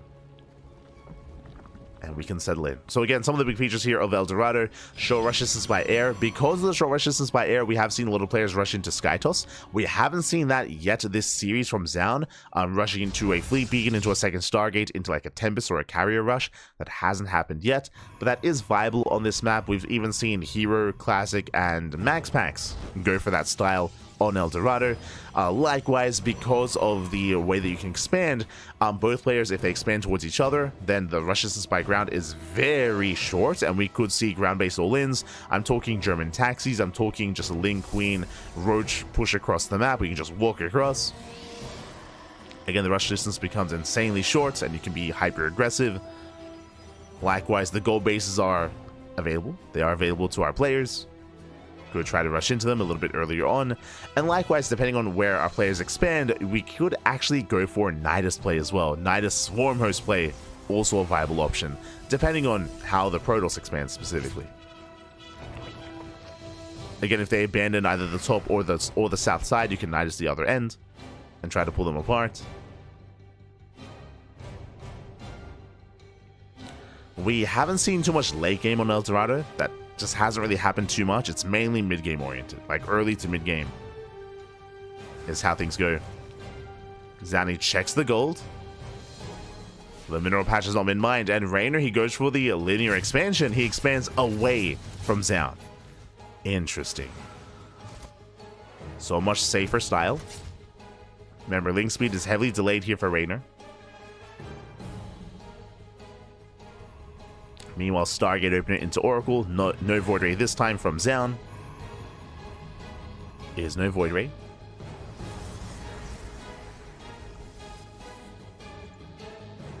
Zoun in the dark, yes. Zoun, he's in the void. Oh no. Oh no. It's empowering him. And this is interesting. Oracle into a delayed Void Ray. Very interesting here from Zoun. With this, he can still hunt down the Overlords. He can try and deny vision here, deny scouting of Reynor. And where does this lead? Where does he take us?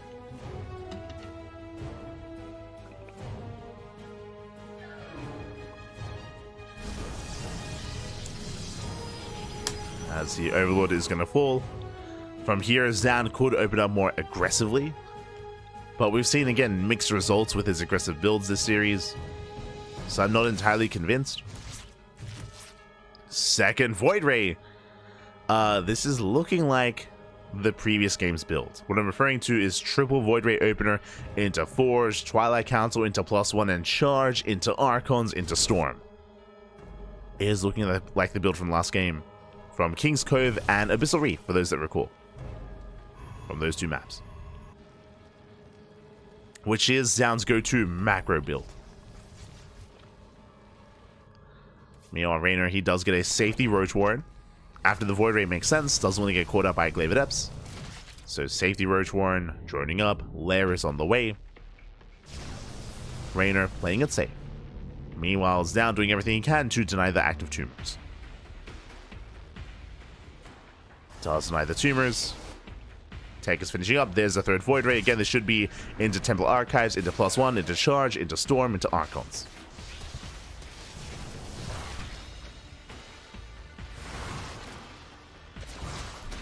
Meanwhile, Devastator do shade in. 2 drones going down. Forced to recall. Void Ray into the main. Going for the Queen. And the Queen is exposed, and the Queen, it's gonna go down. Oh, barely not. Never mind. Reynor saves it just in time. Does pull away. Now, when it comes to this style here from Zoun, just to reiterate once again, there is going to be a timing available here with Storm. With Storm and +1, they can hit quite hard and quite fast. True. But if Zoun, if he tests the waters, if he does confirm that maybe... Oh, yeah, it does look like a hockey issue. He never started +1. He never started +1 and... Oh, okay. Hopefully everything's okay.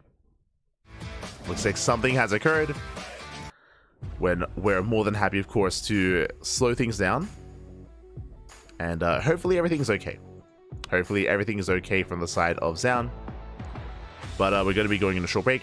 Now, what I was about to say here is that when it comes to this build of choice from Zoun, if he does recognize that Reynor is playing safe and that Reynor is cutting workers and that Reynor has like a solid position, then Zoun will just back up and throw down a Fleet Beacon and take into Skytoss and just head towards that late game composition. I did mention before that we don't really see a lot of late game on El Dorado, so I'm curious to see how this plays out, especially with how our players have expanded, bearing in mind that Reynor will not have the economic advantage that he otherwise would have with the gold bases. Like, we have just completely abandoned the gold bases entirely. So we go. Toilet will be back here to resume and to recover. So we will be back soon. Huh.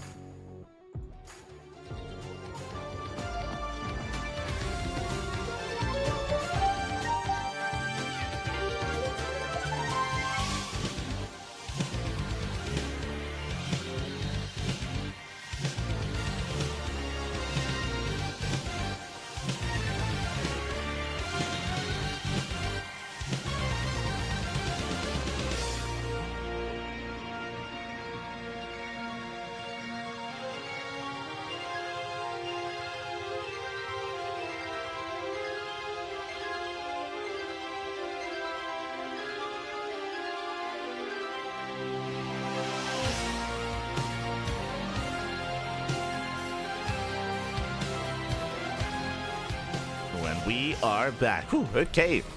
And we're settling in. Now, once again, if you recall, we were in the middle of El Dorado, and we did have, of course, Zoun taking up in towards Storm, in towards Charge, in towards +1, in towards a solid timing here, as that's a massive gateway explosion. Meanwhile, Reynor, he is being a little bit more active earlier on with his Ling Roach, and Zoun, he isn't quite ready for this. Oh no, the surround! High Templar gets surrounded. Again, Storm is not ready. Do we have an Archon? No, the Archon is barely morphing in time. Whew. Clutch defense here by Zoun. Does hold on. Reynor moving in. Reynor, he's cutting work because he's all in. Oh my god. Reynor, he's completely all in at this point. Again, it looks like we did miss out on a couple of seconds as they unpaused, and it looks like they played for a little bit first. So we did miss out a little bit on what was happening, but Reynor, he's going completely all in. One way or another. Either he breaks down or he dies trying. He breaks through. Stasis goes up. Zoun is holding on here towards the natural, but against Zoun, he was not ready whatsoever.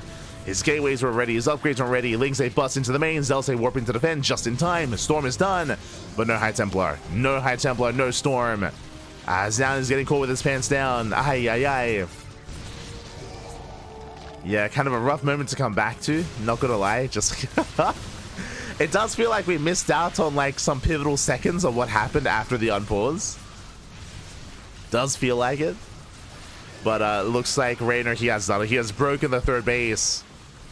The Archons, they are able to hold on a little bit longer with the Biles. The Biles, they connect, they take down one of the shield batteries.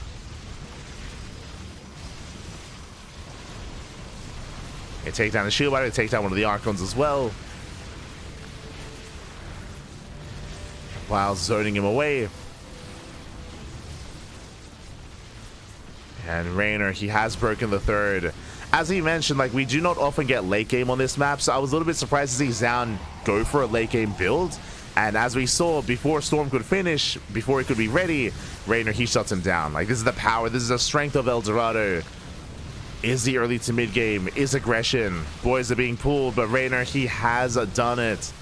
He has broken the back, despite how intense the series has been. I mean, hey, we went all the way to the Ace match, went all the way to game 7. Here, Reynor, he all ins, pappy. Let's go. Has done it. What is that left? There's what? 2 Archons, soon to be 3. Ooh, 1 Archon goes down. And Zoun, again, he fought so hard in this series to bring us to this final game. And for it to end like this, I mean, hey, that's El Dorado. I mean, what are you gonna do? What are you gonna do, Pappy? Welcome, Pappy, welcome. As he does break through, pushing into the mineral line. He's down, smiling to himself a little bit as well. I mean, again, the writing is on the wall. And GG gets called. Reynor, he does it. He will take the series 4-3, advancing on to the next round. GG. Whew. GG, well played. Not an easy series. Not an easy series whatsoever. It went all the way to the final game. It went down to the wire here. And in the end, he was able to catch Zoun out. Again, winding it back a little bit. Zoun, he was going for a more macro build. He was building up towards Storm, towards +1, towards a gateway explosion. Remember, 7 gates were on the way as the all-in was happening.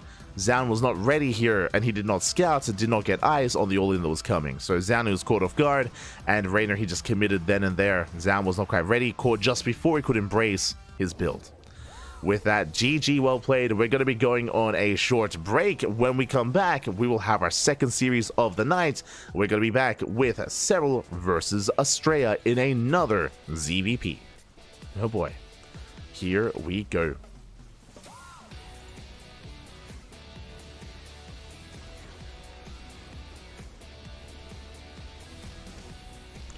Here we go, as that does take us, so that does wrap up, or at least we're halfway through the broadcast. We'll see you guys in a couple of minutes here for our next best of 7. See you soon. Take this moment to drain your disruptors, massage your marines, hydrate all your hydras, tuck in your tempest, and we'll see you guys after the break. See you soon.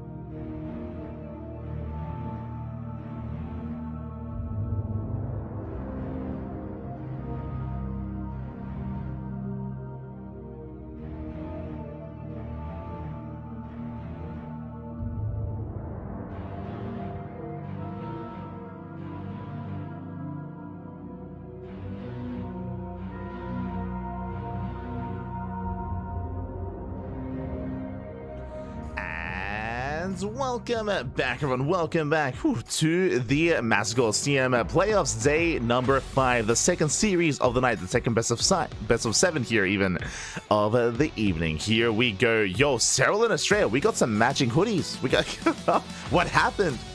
The red hoodies are out. We can see Astrea just now waking up. I know it's bright and early in the Americas, so I hope he is ready here. I hope he has his coffee set for a night of StarCraft, for a best of 7.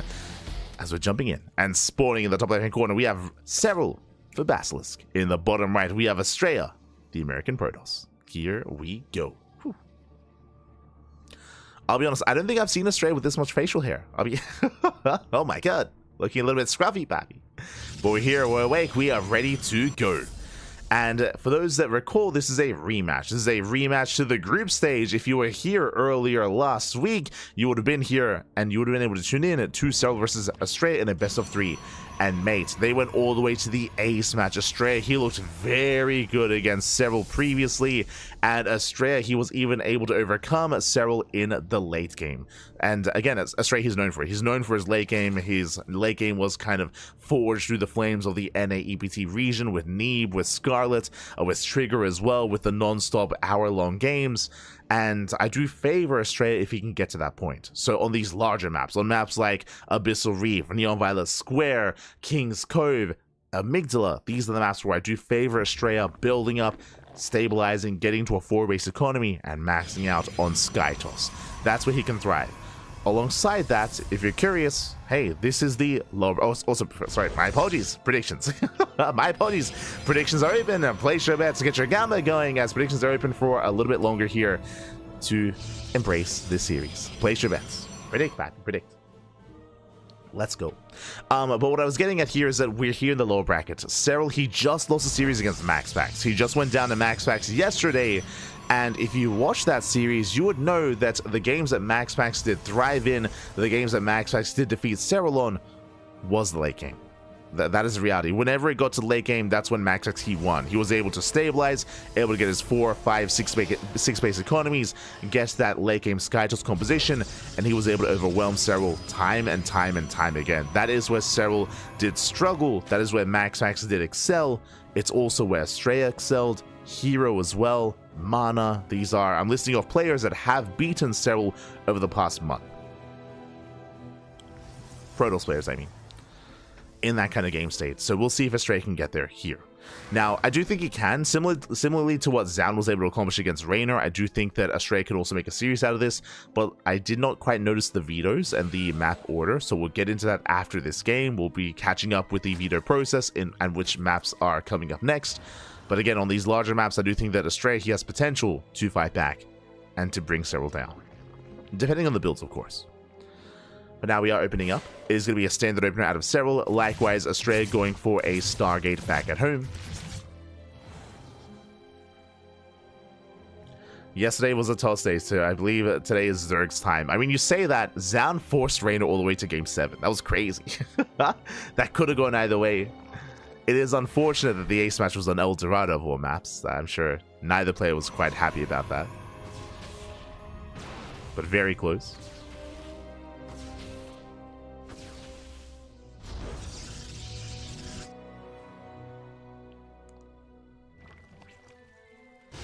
From here, Astrea just getting his 3rd. Again, Oracle opener into a 3rd base. We should be seeing additional Oracles momentarily here, as Astrea is supply blocked. Ooh.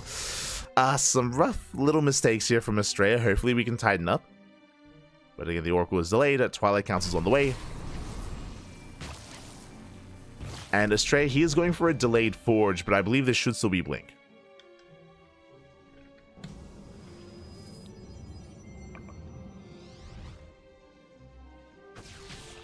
As the Overlord does come in for a scout. Does get eyes on the tech, does spot and confirm the Twilight Council. And again, this was a slightly later Twilight Council. I think it is too late for Glaives, so yep, there it is, Blink. So just early Blink here out of Astrea. Astrea is quite fond of this, just early Blink into later upgrades. Does allow him to be safe and to be a little bit more assertive early on. Likewise, Serral, ooh, he did throw in a Bailey Nest. This tells us that he was a little bit afraid of Glaives. So very safe play out of Serral. The Banelings, they aren't really going to come into play too much. As Serral, he's going to try to set up for a Baneling run by. Lings, they reposition on the right-hand side. And they should, I would imagine, morph into Banelings. 24 more Lings in production. And more Lings reinforcing. Serral is setting up. There are the Banelings. 9 Banelings are morphing in. And we'll see if Astrea can hold, if he can defend.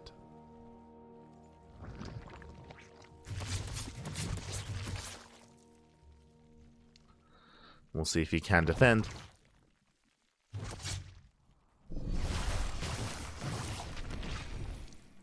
As Oracles, they commit. They get 3 drones here at the 3rd.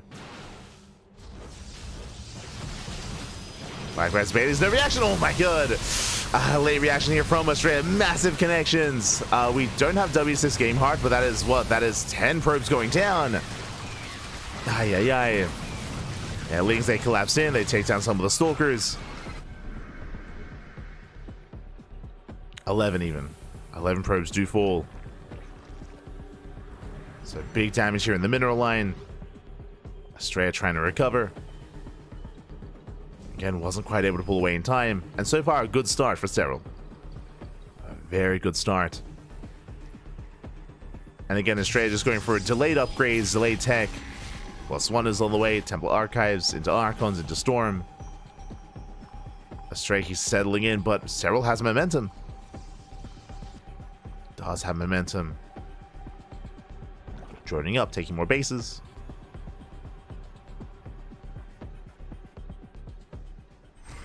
He's getting his 5th. And now Astrea is walling up. But again, the damage has been done. And from here, Serral can quite comfortably tech up into Hydras, into Hive Tech as well. Once he realizes that Astrea, he is, again, not really being too active and too aggressive, Serral can take advantage of that and rush into Hive Tech and Lurkers. He can rush into that tech. The pressure is going to be on Astrea to be somewhat active. Does need to be active. As he is moving out.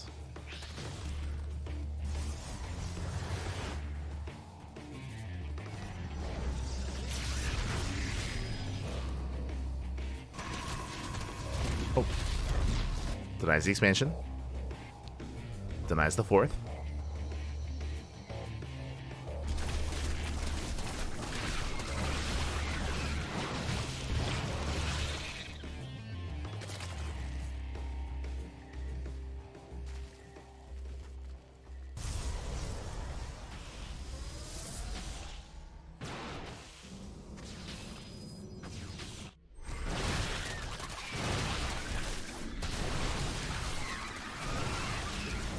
Again, Astrea poking in, but there's plenty of Ling Hydra. I mean, I had to...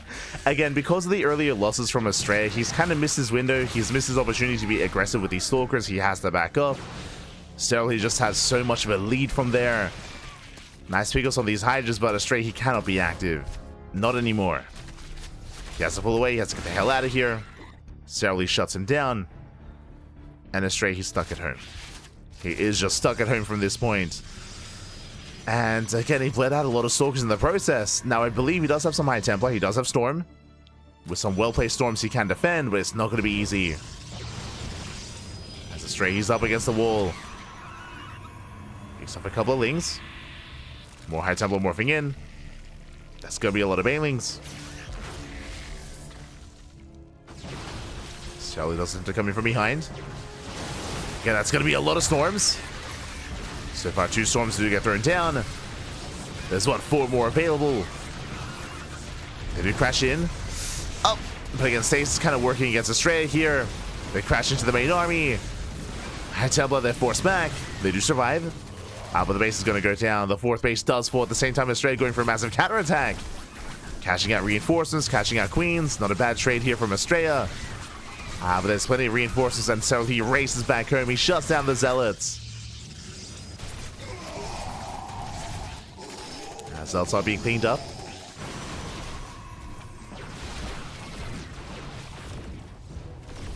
Now Astrea, he does have pushing power. He's got how many? Like 5, 6 High Templar. That is a lot of storm.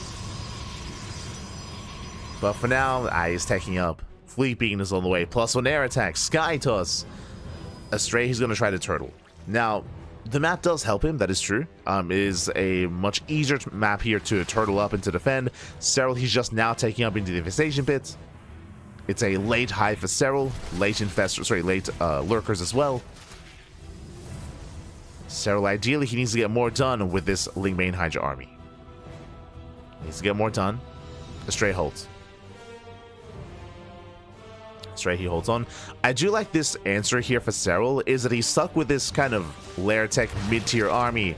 How does he trade it? Doom Drop. He's going for a Doom Drop here towards the natural. Doom Drop is a good answer to make use of this army in some way.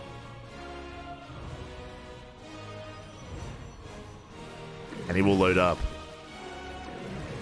Lings, they load up into the Drop Lords, head towards that natural expansion. And Astrea, he is not quite ready here. He has a couple of stage traps at least at the entrance. But the mineral line is exposed. Drop Lords, they come in. Astrea, he responds. Stalkers, they try to keep up. But again, probes are still going down. At the same time, here come the storms. Yo, massive storms. Astrea, he's holding. He does defend the natural. He shuts down the main army, and he holds. And again, you can see Astrea, he's slowly catching up in supply. As we mentioned, like Serral, he did delay his tech. Like again, his infestation bit's late, his hive is late, the lurkers are late, everything there is late for Serral. So Astrea can recover. As there are 8 lair tech lurkers on the way. No hive upgrades yet. A couple of lings do drop in. Getting more probes. Likewise, Drop Lords into the main. And Astrea, he's stuck on 66 workers, stuck on a 3-base economy. Serral is maxing out. Astrea not too far behind him. So it's 29 probe kills in total. You can see Serral getting behind the mineral line. Lurkers, they can get within range of the workers. And the Tempest aren't ready yet. And probes are going to be going down. Rough position for Astrea. 5th base is denied, and the maidens, they roll in. Once again, the storms. Oh my god! Some of the High Templar are exposed, but they do survive just barely. High Templar, they do live. But Astrea still has to deal with these lurkers. Nice storms. Very nice storms. Oh my god. How about the High Templar? They're exposed. 2 of them to go down. 2 High Templar fall. Lings, they rotate over towards the center base. Astrea trying to keep up. Mothership has arrived. No Tempest yet, just the Mothership. Astrea can try to recall across the map. Corrupted production has begun. Catching up the Drop Lords. A very nice catch. Astrea, he defends. He does defend. But he's still stuck with a ground-based army. Is getting +2 air attack, but again, no real Sky Toss yet.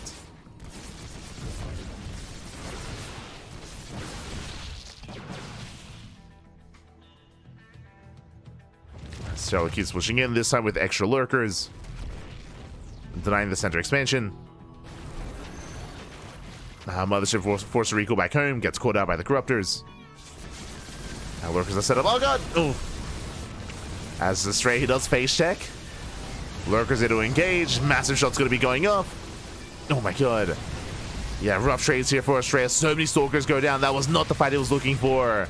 And Lings, they pull him apart. Astrea is out of position. Lings in the center base. At the 3rd, probes are going down. The base itself does survive. But again, Astrea's army is just so immobile, just because it's ground-based, of course. Without that Sky Toss, it's harder to rotate between the bases. Much harder to rotate.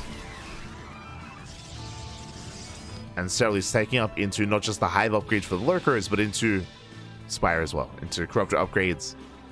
+1 air attack on the way. Neural for the Infestors.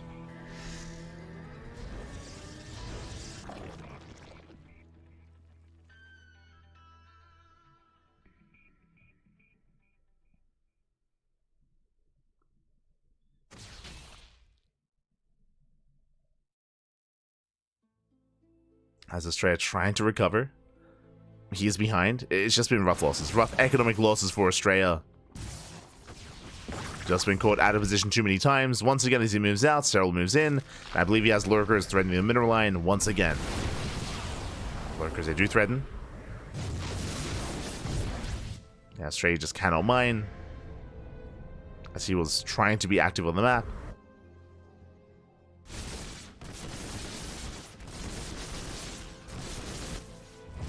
He's repositioning, running into lurkers. Once again, Astrea out of position. Pushing upper ramp into lurkers. Spine shots going off, base under fire. Nice engage here from Astrea, cleans up the lurkers. But again, he had to do that sooner.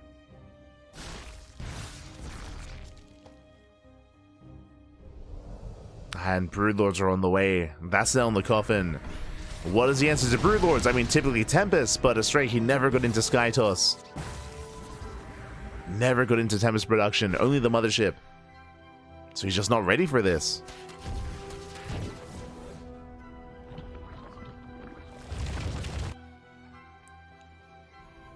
Yeah, Astrea just one step behind. One step behind for most of this game.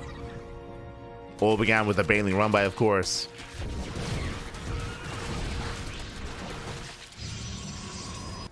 Now we get double now we get double Stargate, but again, this was necessary earlier. It is quite late. Broodlords have arrived, and Astrea is being forced back. Nice storms. Again, now he's aware of the Broodlords. They are revealed, but there's not much he can do about it. He's just being bullied back. Instead of going for massive counterattack, but there are lurkers. Yeah, plenty of lurkers to defend. Broodlord lurker is the ideal against a ground-based army like this.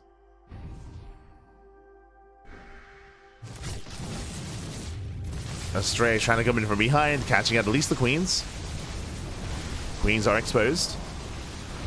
Setting up for a surround, collapsing on the army, getting on top of those Broodlords. Okay, the best case scenario here for Astrea, the surround. The Stalkers, they blink in. And the Broodlords, they get caught out. A beautiful setup here. Astrea, calm down. Where were the reinforcements? Where were the lurkers? The best fight that Astrea could hope for.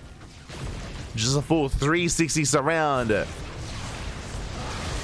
Serral caught with his pants down. The Broodlord count was reset. It does catch the Mothership.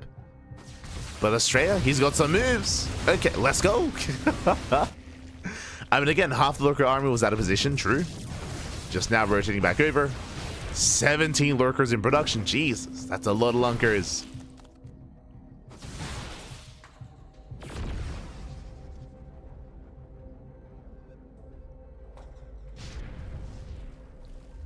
As Astrea, he does back up. He pulls away. I mean, now would be the time for Tempest.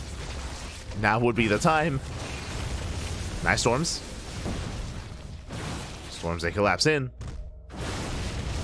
So moving forward once again, very nice storm shield on the lurkers. They do get softened up. There's still a wall of lurkers here backing him to defend. Astrea doesn't find a way in. And Serral is pushing forward, this time with mainly a lurker base composition.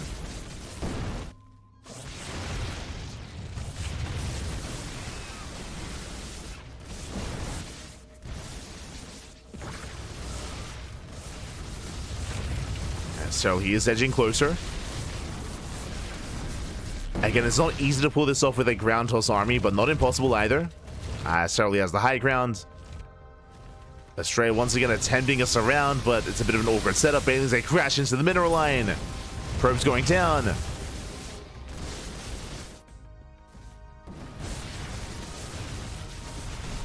Astrea, how does he engage? Does land the revelations. Still waiting for extra warp ins, biding his time. Oh, that's 2 bases going down though. And Astrea, he's all in. He has no economy. Down to 41 workers. Now we have Tempest production.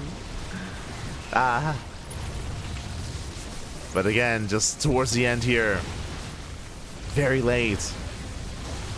Decent trades here from Astrea. Oh, but High Templar going down. Catches out a handful of these lurkers. Oh no! Does move command in, runs into more lurkers. They're all over the place. They're all over Astrea. Astrea just getting picked apart. It's all or nothing with this army. I mean, Astrea, he has a comparable army size, but pushing into all these lurkers with a ground toss army, it's not going to happen. At least it shouldn't happen. Nice storms. Very nice. Jesus. Very nice storms. As Serral does fall in supply. More bases are falling. Astrea achieving quite a lot here with his move outs, but the Broodlords have arrived. And again, outside of the surround, he cannot engage with these Broodlords, not head on. Astrea, he has to back off. Nice zoning storm. Trying to buy time. We'll lose 3 high tempo in the process. More Infestors building up. So switching into Broodlord Infestor. No, Broodlord Infestor Lurker, I should say.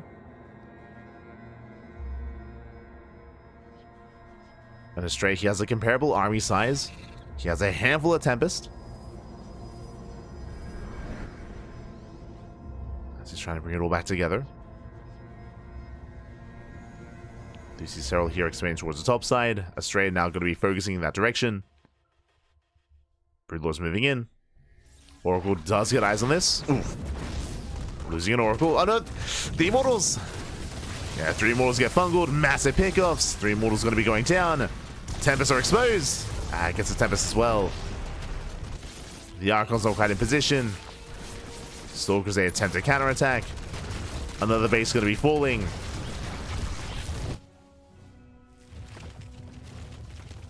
Astrea trying to get down and dirty here with Serral, but I mean, he's down to 3 bases. Down to barely any mining. Oof. As there are plenty of lurkers back at home.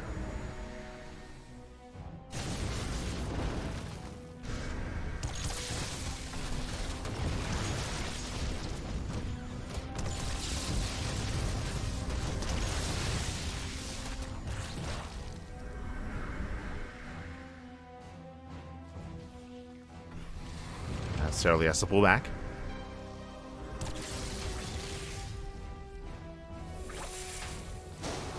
It does pull back, does regroup. I mean, Serral, he's maxed out at this point with the ideal army. Broodlord, Lurker, Infestor, and this time there's no surround. He just punishes his army, collapses in, takes down a Tempest, and another, and GG gets called. Serral, he will take game number 1 and the lead in the series. GG. Will take a lead here. Again, a very, very intense and I would say chaotic game 1 between Serral and Astrea. Again, it felt like Astrea was... It feels like he's still waking up, yeah. don't forget to stretch your roaches. Posture check in the chat. It's bright and early in the Americas. But, yeah, Astrea, initially he was able to get into his 4 and 5 base economy. He had some good moments, don't get me wrong, but it took him a really long time to stabilize. He never really had a secure 5 base economy, never really embraced Sky. But here we go, we're getting into game number 2. And spawning in the bottom left-hand corner, we have Serral, the Basilisk. In the top right, we have Astrea, the American Protoss. Let's go. Let us go. We're settling into game number 2. And we're going to be loading into one of these smaller maps in the map pool. One of these smaller maps. Again, coming into this, I'm a little bit concerned for Astrea. I did favor Astrea if he was able to get into the late game against Serral, especially on a larger map like Abyssal, but we saw how chaotic Abyssal was, and Astrea, he never really got there. He never really got into that ideal late game composition. He tried to towards the end, but it was his economy that was failing him for most of that game, and with that, Serral did just snowball out of control. We'll see if Astrea has better luck here. I say that this is a smaller map, so the likelihood of Astrea getting to that game state is much lower here. You know, this is what we expect out of Neon Violet Square, out of King's Cove, out of Abyssal Reef, out of Amygdala, on maps like Leylines, Whispers of Gold, and Ultra Love. This is where it's a lot more early to mid-game focus and oriented, and we'll see if Astrea can try to be aggressive early on. We'll see if he can successfully be aggressive against Serral. We'll see if he can pull a hero.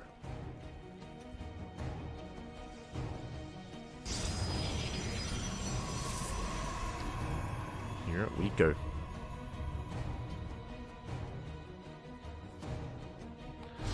see someone saying no Terran playing today. There are no Terran players left in the tournaments. If you haven't been watching Master Coliseum, I do recommend the VODs. This event has been running for over a month at this point, with the qualifiers, with the group stage, with the playoffs as well. But there are 0 Terran players left in the tournament, only Protoss and Zerg. There's definitely a reason for that. I mean, one of the big things is, of course, Oliveira retired. Oliveira was a big player that was supposed to make it out of his group, and who was supposed to make a deep run in this tournament. Big fan of Oliveira, but did retire, so he did bow out of the event. Likewise, Maru underperformed, and Clem didn't make it through because of a, I would say, technicality. It was it was definitely a little bit controversial in the group stage, but alas, Clem, despite having a better map score, did not, or series score I should say, did not quite make it through due to the specific rule set for the tournament. So again, if you missed out, I do recommend the VODs. If you want to tune into players like Clem, like Gumiho, like Maru, like Oliveira, did cover them in the group stage. But yes, only Zerg and Protoss, only PVCs. PVCs.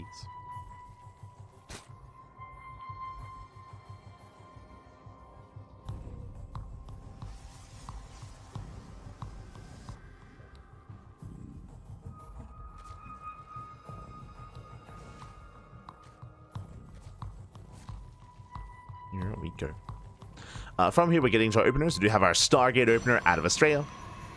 Just Stargate into Oracle into a third base. Standard play so far of our Protoss player. Likewise, Hatch Gas Pool out of Serral.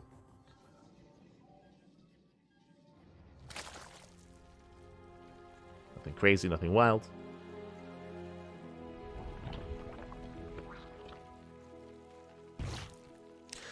That game, Serral was ahead for most of the start of the game, but it felt like he barely won. I mean, a lot of it came down to the surround.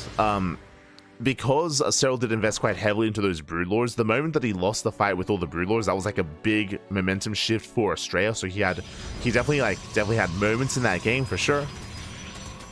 But unfortunately, just melee moments. We'll see if we can bring it back. Bring it back. As Astrea, he attempts the third base. Lings are here to punish. Can they force a cancel? Alas, they shouldn't. The Oracle does race back home. Behind this, we do have our Twilight Council. If you recall, this is looking like the same build we saw in the last game, where it's an earlier Twilight Council delayed Forge into faster Blink. This is Astrea's go-to. I guess this is what we appreciate out of our players that we have here in the playoffs, is that they're all very stylistic. The go-to build for Zoun, if you recall, was +1 charge into Archons into Storm. Here for Astrea, it's fast Twilight Council into fast Blink into delayed +1 into Blink Stalkers. Oh my god, as my apologies, that is not early Blink, that is early Glaives. Let's go. Astrea, he does mix it up. Early Glaive Adepts. Now, I was gonna say, where this can really pop off, where this can really thrive, is if Serral did skip the Roach Warren. As we can see, Roach Warren's on the way. So safety Roach Warren out of Serral, he has access to Roach production. Now, despite having a Roach Warren, if Serral skips Roaches, if he drones, if he makes Lings, if he doesn't make anything, then he can still be called out. And Astrea can snowball out of control. We have seen Hera, for example, pull Serral apart with Glaive Adepts. We'll see if Astrea can do the same. And again, if you missed it, we did cast Hera versus Serral yesterday in yesterday's broadcast.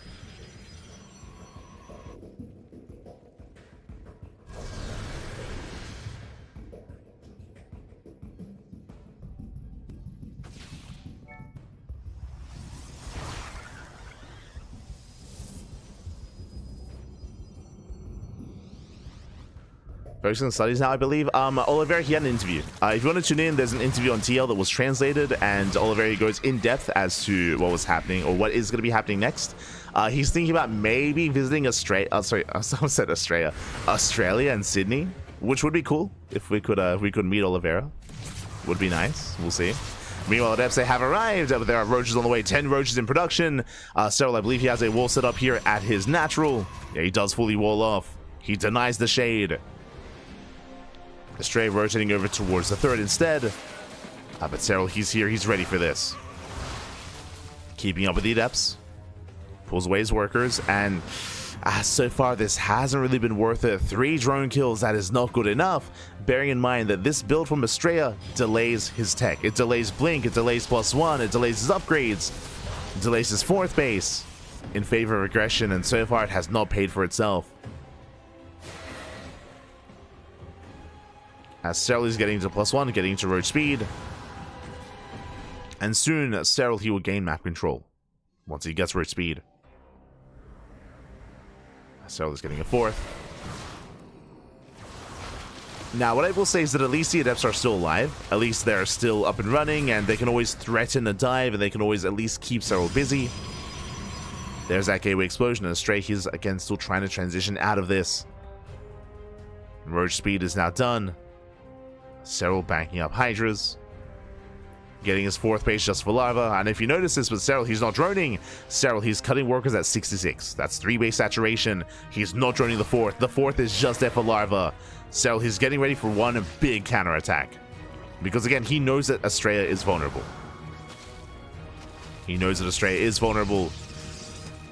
And Serral, he has not droned in quite some time. Just massing out more Hydras, more Lings, drop lords on the way. It's one big attack here from Serral. Essentially going for a borderline all-in.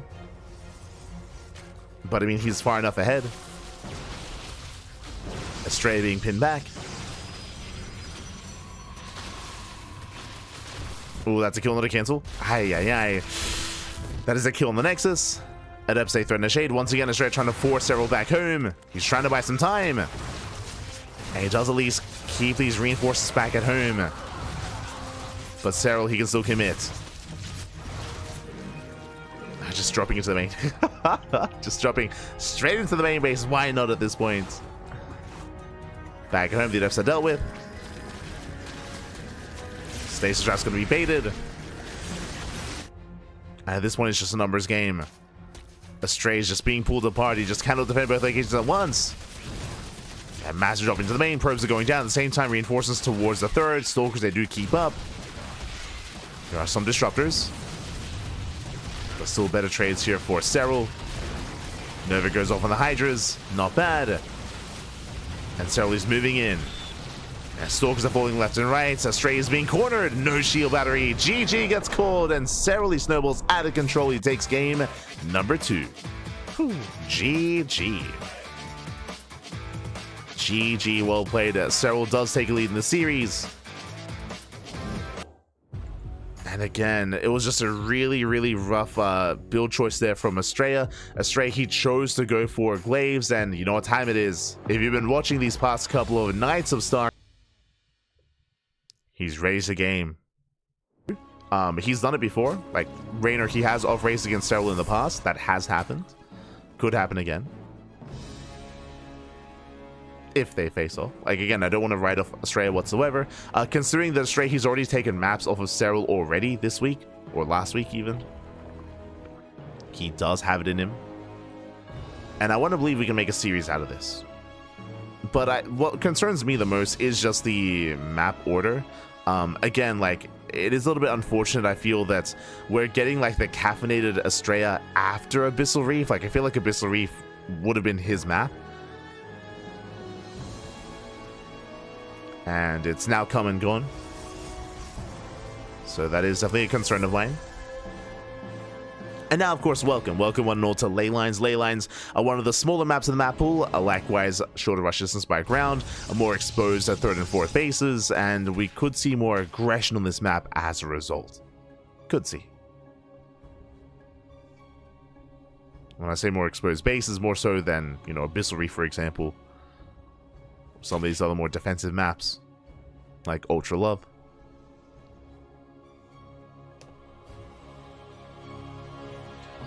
As Astrea is going to be taking his 3rd base. And we'll see how he opens up. So far, we've seen Oracle openers every game so far, out of Astrea. Game 1 into Fast Blink. Game 2 into Glaive Adepts. Game 3, what do you have for us? If it was Zoun, I would say Charged. I mean, that's just been his go-to. But, Astrea, different kind of player.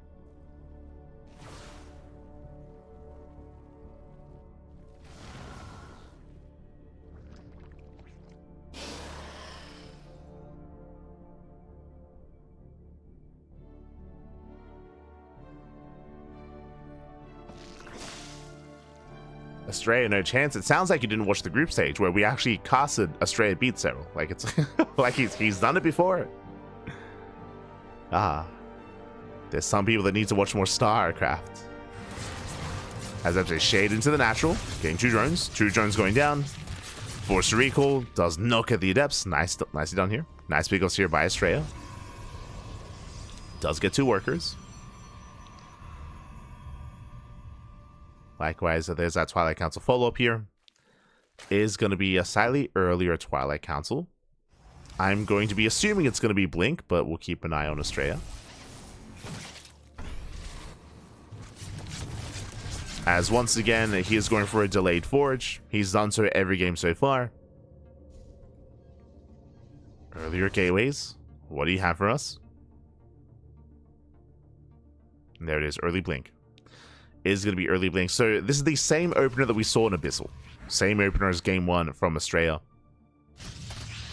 Just earlier Blink, earlier gateways, into earlier Blink Stalkers, into later upgrades. Oh, but the Lings, they do shut down the pylon. That does delay the shield battery. Bailey Nest on the way. Now with this Bailey Nest, if this was a Glaive Adept build, then Serral he would be ready for it. It is a little bit more difficult to defend with Banelings against Glaive Adepts, but not impossible. So Serral has at least that going for him. Likewise, also going to be setting up for a Baneling run by towards the 3rd base once again, which we also saw in Abyssal as well.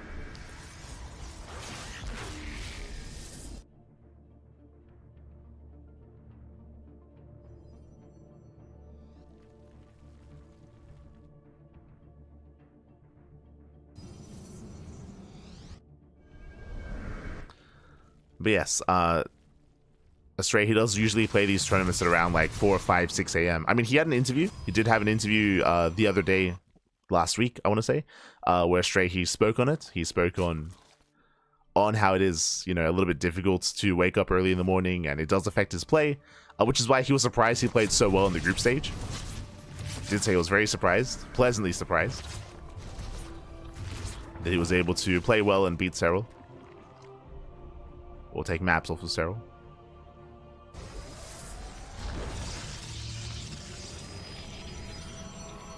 Again, if you missed out on the interview, the VODs are there. The VODs are there. As Astrea is gaining map control, charge on the way behind this, +1. Temple Archives into Archons into Storm. And Astrea, he can afford to poke in like this because he already has Blink. Remember, Blink is already done.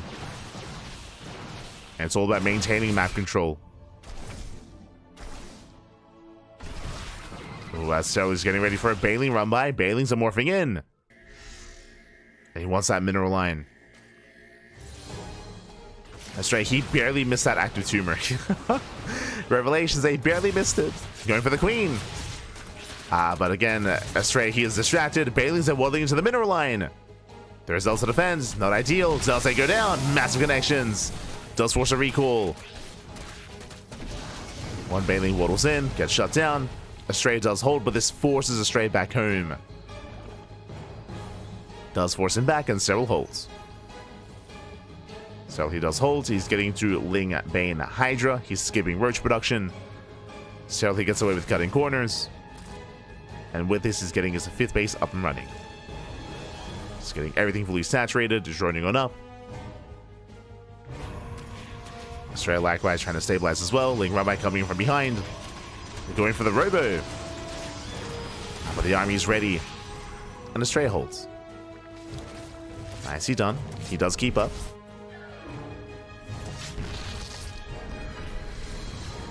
Does keep up. Gets a queen across the map.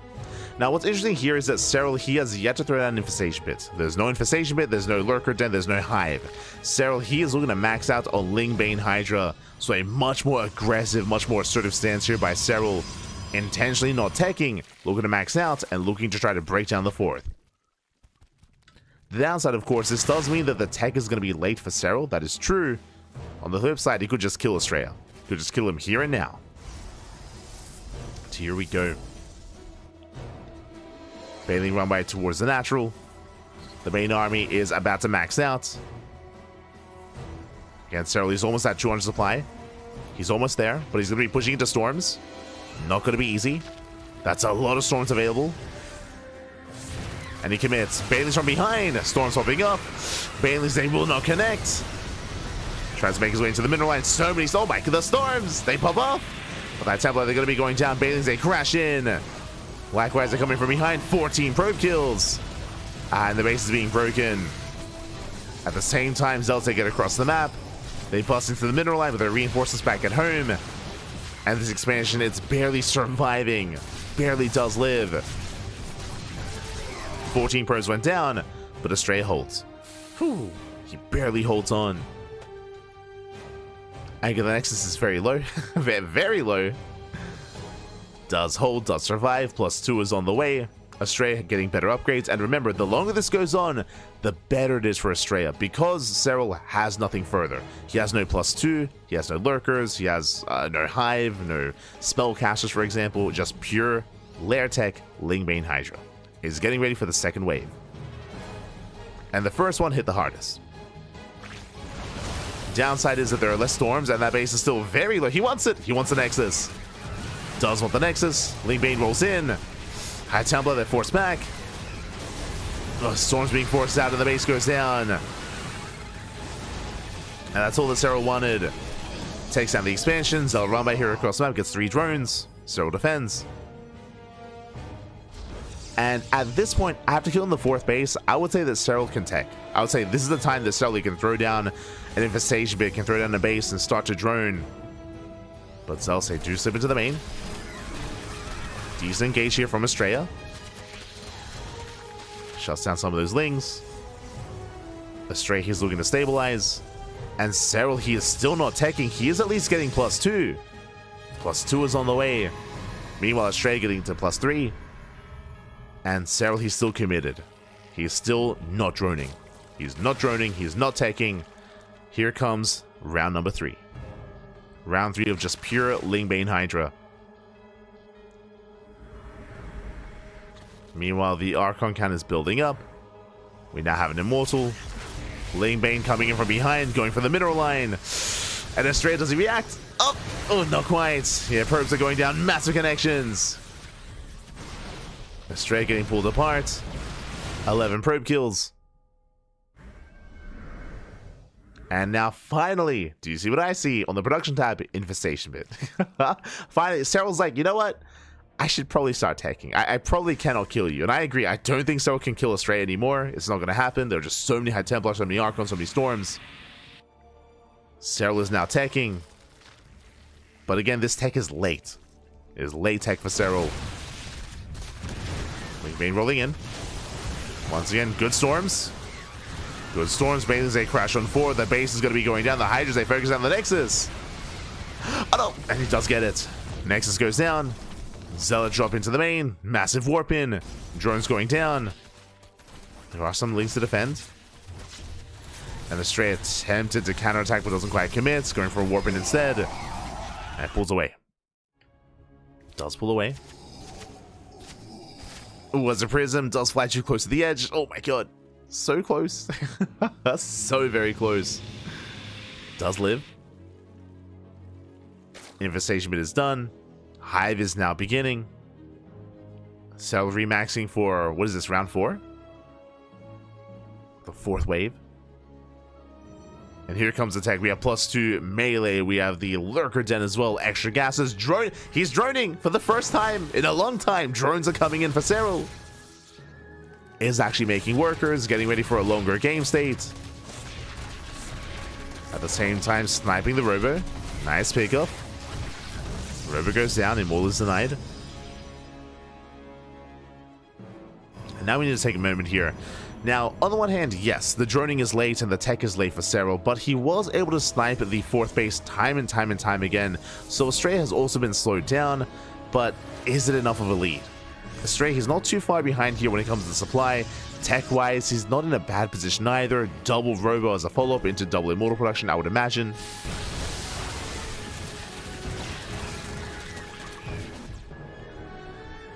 Ooh, and Astrea, we have a Fleet Beacon. Fleet Beacon is on the way. He is thinking about Sky Toss. He is taking in that direction. But Astrea, he needs more time. He needs a lot more time. And Serral, he should be able to embrace Lurkers first. Lurker's now morphing in.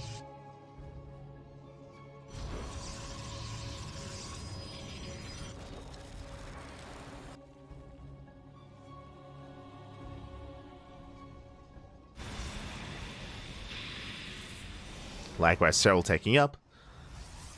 Into the Spire, into Hive upgrades. We have Lurker Range on the way. We have Hydra Lunge on the way. Adrenal as well. Taking in every which way direction. Both armies are maxing out. Again, I do initially favor Serral's maxed out army first. Initially.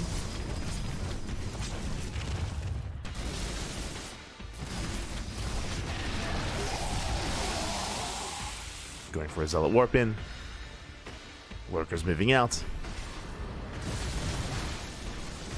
Now Astrea, he is making 2 Immortals at a time, and he can deal with these Lurkers. They're exposed. Astrea getting caught out.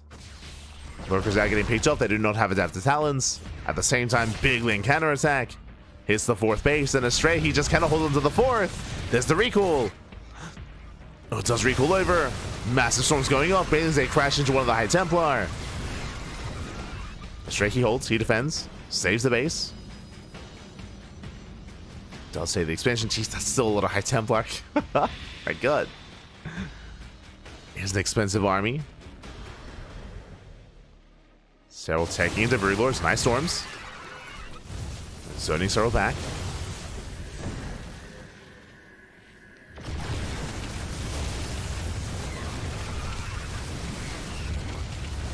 As Astrea does kite back. Nice storms on the links with the Immortals. They take a lot of hits. One Immortal goes down. Serral, he's switching forward. He's gaining ground. Meanwhile, the center expansion is exposed. Bases are falling on both sides. Astrea gaining ground. Likewise, trying to collapse on the main army. Oof. A lot of spine shots going up. Again, that's a lot of Lurkers. Astrea can't quite push in. And back at home, Serral, he defends. And these are some rough losses here for Astrea. The base is taking a lot of hits. Once again, it's going to be going down. And Astrea, he cannot save it. Not this time. The base goes out for the 4th time, I want to say. Like 4th or 5th time. It just keeps falling. He can't hold on. And Astrea, he's all in. At this point, he's just stuck on 3 bases. He does have a large army. Trying to catch out these Lurkers. Nice movement. Lurkers getting caught out. Serral pulls away. Does recognize he's exposed. Lurkers try to get the hell out of here. Reinforcements have arrived, catching out the army. And who catches who? Nice time with the Archon. Jeez, that lunge was crazy. Oh my god. The Hydras, they melt. They take a storm to the face. Astrea catching 2 Lurkers.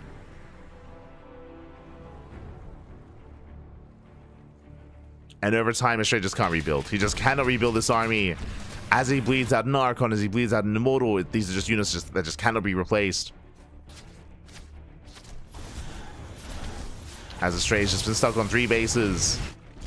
Just hasn't gotten another base up and running. Lurkers, they come in for a surround, and GG gets caught. Astrea gets caught out, and Serral takes a 3-0 lead. GG. GG, well played. Again, Serral, I would say, being a little bit stubborn in that game. He was staying on layer tech for a long time. Was worth in the end. In the end, he did break Astrea, but it took a long time. Took a long time for Astrea to be broken. Astrea, he almost stabilized, but last he lost too many probes. There were a lot of workers going down to Bailey run-bys. Of course, the 4th base kept being brought down time and time and time again. Barely Astrea wasn't holding well enough. And with that, GG. GG, well played. Serral is now on match point even. One more game and Serral will take it, but we're going to be loading into Frostline for game number 4. Oh boy, now, there's a lot to get into. Frostline, if you recall, this map was vetoed. This map was vetoed in the previous series between Reynor and Zoun. Frostline, it's an awkward map. It's very large, true. It is a large map, but it is also very exposed. The third base, the fourth base, very wide open. They're isolated from each other. It can be very difficult to protect your fourth base. You saw how difficult it was for Astrea to defend the fourth base on Whispers of Gold. It's even more difficult on Frostline. Assuming we are in that game state. So on a map like Frostline, it is favored to do what Serral did, where you cut workers at around like 3 or 4 base saturation, and you just mass up on Lair Tech, Ling Bane, Hydra. Very effective on Frostline. Here we go. In the bottom right corner, we have Serral for Basilisk. In the top right, Astrea, the American Protoss. Let's go. Let us go. Once again, chugging down that coffee. Is it going to be enough? Can he recover? Can he fight back? I mean, the pressure is on. One more misstep, one more mistake, one more loss. And that is the end of Astrea's run in this tournament. It is going to be the end.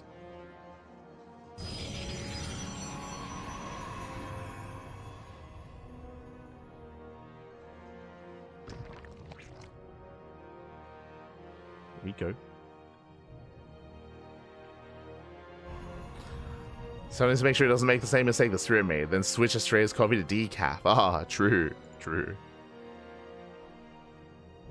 Don't make the switch.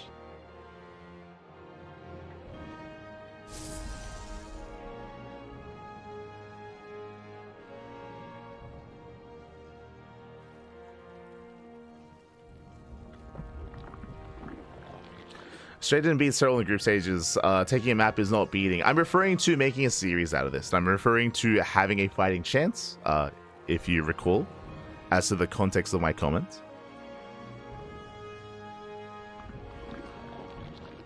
And of course, I still stand by that. But as I mentioned before, like that was my biggest concern about Abyssal. Like I feel like Abyssal Reef was a big opportunity for Astrea, and again, he didn't get caffeinated until after Abyssal, papi. Aye. The coffee, did it kick in too late? Maybe.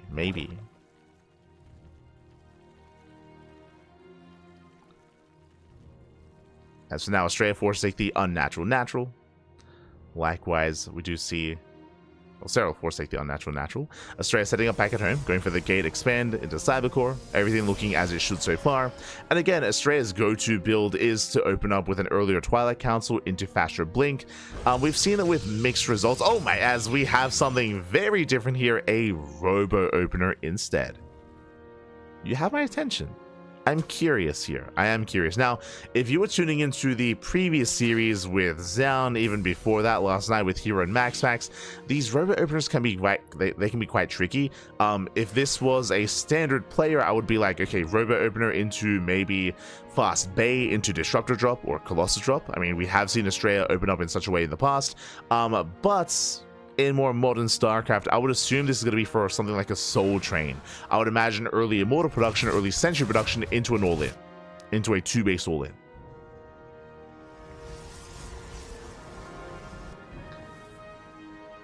As we do see Serral poking in with the Overlord. It is going to be Observer first here by Astrea. And this Overlord has potential to see everything. Oh boy. Has yet to dive. Likewise, there is a Stalker to deny vision here at the natural. Going for a Prism first. Interesting. Into Vanilla Gateway units. I mean, if we throw down extra gateways, then this could just be a slow lot all in. Forge? Twilight Council? I mean, it's too late for an Archon drop. What is happening? I'm trying to piece it all together here. Okay. Again, if this was going to be an Archon drop opener, then the Twilight Council would have been sooner. It would have been a Twilight Council into Robo. Yeah, okay, there's the Immortal production. Okay. What? Okay, so what's throwing me off here is that the opener feels like a 2-base all-in, but going into a Forge and going into +1 tells us that we're going for a later timing instead. Like, it takes a long time for +1 to kick in. Charge has begun as well. There's the Gateway Explosion. Okay, let him cook, Pappy. Let him cook. Because I'm ready. I'm just ready to experience the NA here. The NA within Astrea. Alright? Okay. Show us what you got. Show us what you got. I'm not entirely convinced, but we'll see. So this is going to be a later push. Again, as we mentioned, because of +1, because of charge, because we have to wait for these upgrades, it's going to be a later move out here for Astrea. The Prism harass has been lackluster as the War Prism was prioritized, gets across the map, threatens some harass, more gateways being thrown down. I believe this is an 8 gate. Yep, 8 gate, 2 base all in. And we're gearing up. Unfortunately, Serral, he's already on notice, right? Because this War Prism here, I mean, Serral, he's already being more defensive. Lings are amassing, Roaches are amassing. Serral, he's cutting workers here at 2 base saturation. You could argue cutting workers too early. True. I wonder if this is a part of it. Because the Prism is sooner, it feels like it's going to be an earlier push. So technically, damage is being done. Something that's happening here that I should emphasize is that Serral, he did cut workers very early at 44. He cut workers earlier than I feel like he should have because he's expecting an earlier attack, so he has less drones. So in a longer game state here, it's possible that Astrea could still overwhelm. It is possible. But I mean, Serral, he's still amassing an army. He's like he's still amassing more Lings and Roaches. So I'm still not entirely convinced, but let's go. +1 is done, charge is done. Here comes the move out, here comes the all-in. Get it's all or nothing. We have sentries of force fields. I believe there is a Ravager. I think there's one Ravager for Serral, potentially another.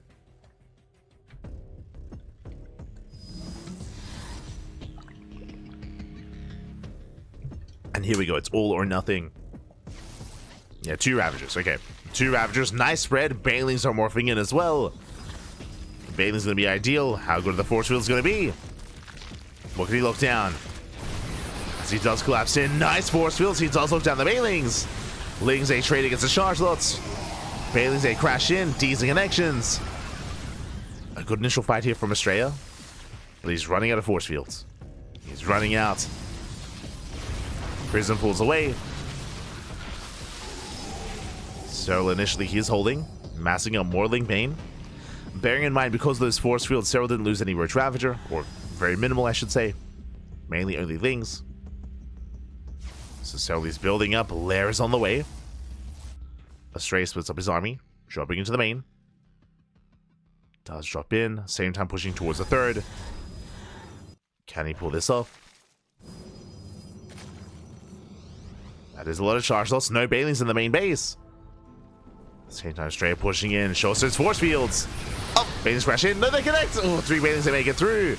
Sentries go down. And Serral he's holding onto the third. Likewise here in the main base, there's just not enough zealots. He collapses on the Immortals, Biles they connect. GG gets called, and Serral he will hold. Serral he will take the series 4-0. GG. Whew. GG, well played. Serral he will claim it. Again, we did have quite a day of StarCraft ahead of us here. I mean, the first series was insane. Honestly, the first series could have gone either way here. We had an ace match between Reynor and Zoun, went all the way to the final game of this series on El Dorado. Here, Serral versus Astrea. We did have some moments for Astrea, especially on Abyssal Reef as well, but Serral, he recovered. He was able to gain control of the series, and he does take the 4-0. GG, well played. I believe there won't be any winners interviews, but I would hope that we have some interviews coming into the following days. We don't have actually that long. I think there's 3 days left. There's 3 days left of Master Coliseum, and I would imagine we're going to be getting some words here from our top players as we do bid adieu to Zoun and Astrea. Now, we should be getting an updated graphic after this recap. I believe it is going to be the upper match, which is a PvP, and the lower match, which is a ZVZ. There are 4 players left in Master Coliseum: MaxPax, Hero, Reynor, and Serral. The best Protoss players and the best Zerg players in the world are still in the tournament. You do not get better than MaxPax and Hero, Serral, and Reynor. You can make an argument for Dark, but again, Dark, he is slowing things down when it comes to his career. He is getting ready for military service, so it is Reynor and Serral who are waving that Zerg flag. Likewise, of course, Hero and MaxPax for Protoss. And we have mirror matchups. So tomorrow is going to be the PvP between Hero and MaxPax, and the ZVZ between Reynor and Serral. I'm assuming ZVZ, but as we all know, Reynor, he has played Protoss against Serral before. He has played Protoss before against Serral. He could do it again. Likewise, I believe the tournament organizer does allow race switching, so if Reynor wanted, he could play 1 game Zerg, one game Protoss, one game Zerg, one game Protoss. He could like mix and match. So that is going to be an option for Reynor, I believe. We'll have to just kind of touch up on that rule set to see if that can occur. And there it is. There is the bracket. Oh boy. Let's zoom in here. As you can see, we have a best of 7 between Hero and MaxPax, a best of 7 between Serral and Reynor. They're going to be fighting off here in day 6, and day 7 is going to be the best of 7 lower bracket finals and the grand finals as well. 2 days left of Masters Coliseum. 2 days left to go. It's been a long event, and we're about to crown our champion this weekend. On Sunday. Let's go. Let us go. There it is. We have the mirror matchups ahead of us, but this also confirms that we will not have a mirror matchup, or at least we shouldn't have a mirror matchup, lower bracket finals. Oh boy, as either Serral or Reynor is going to be knocked out of the tournament. And Hero and MaxPax, they have a safety net underneath them. Oh boy. So there we have it. With that, I hope you all enjoyed yourselves. I hope you all had a great evening here tonight. May as well switch our scenes a little bit. There we go. Hope you all had a great evening. Hope you all had a great time. And again, we're going to be back tomorrow. When it comes to our schedule, actually, hold on, I can switch our scenes over. Now, we do have something different happening here this week. Something a little bit different this weekend. As you can see, we just wrapped up with Friday's broadcast. Tomorrow we are here on Saturday at 6 p.m. KST with the House of Galactic Battle.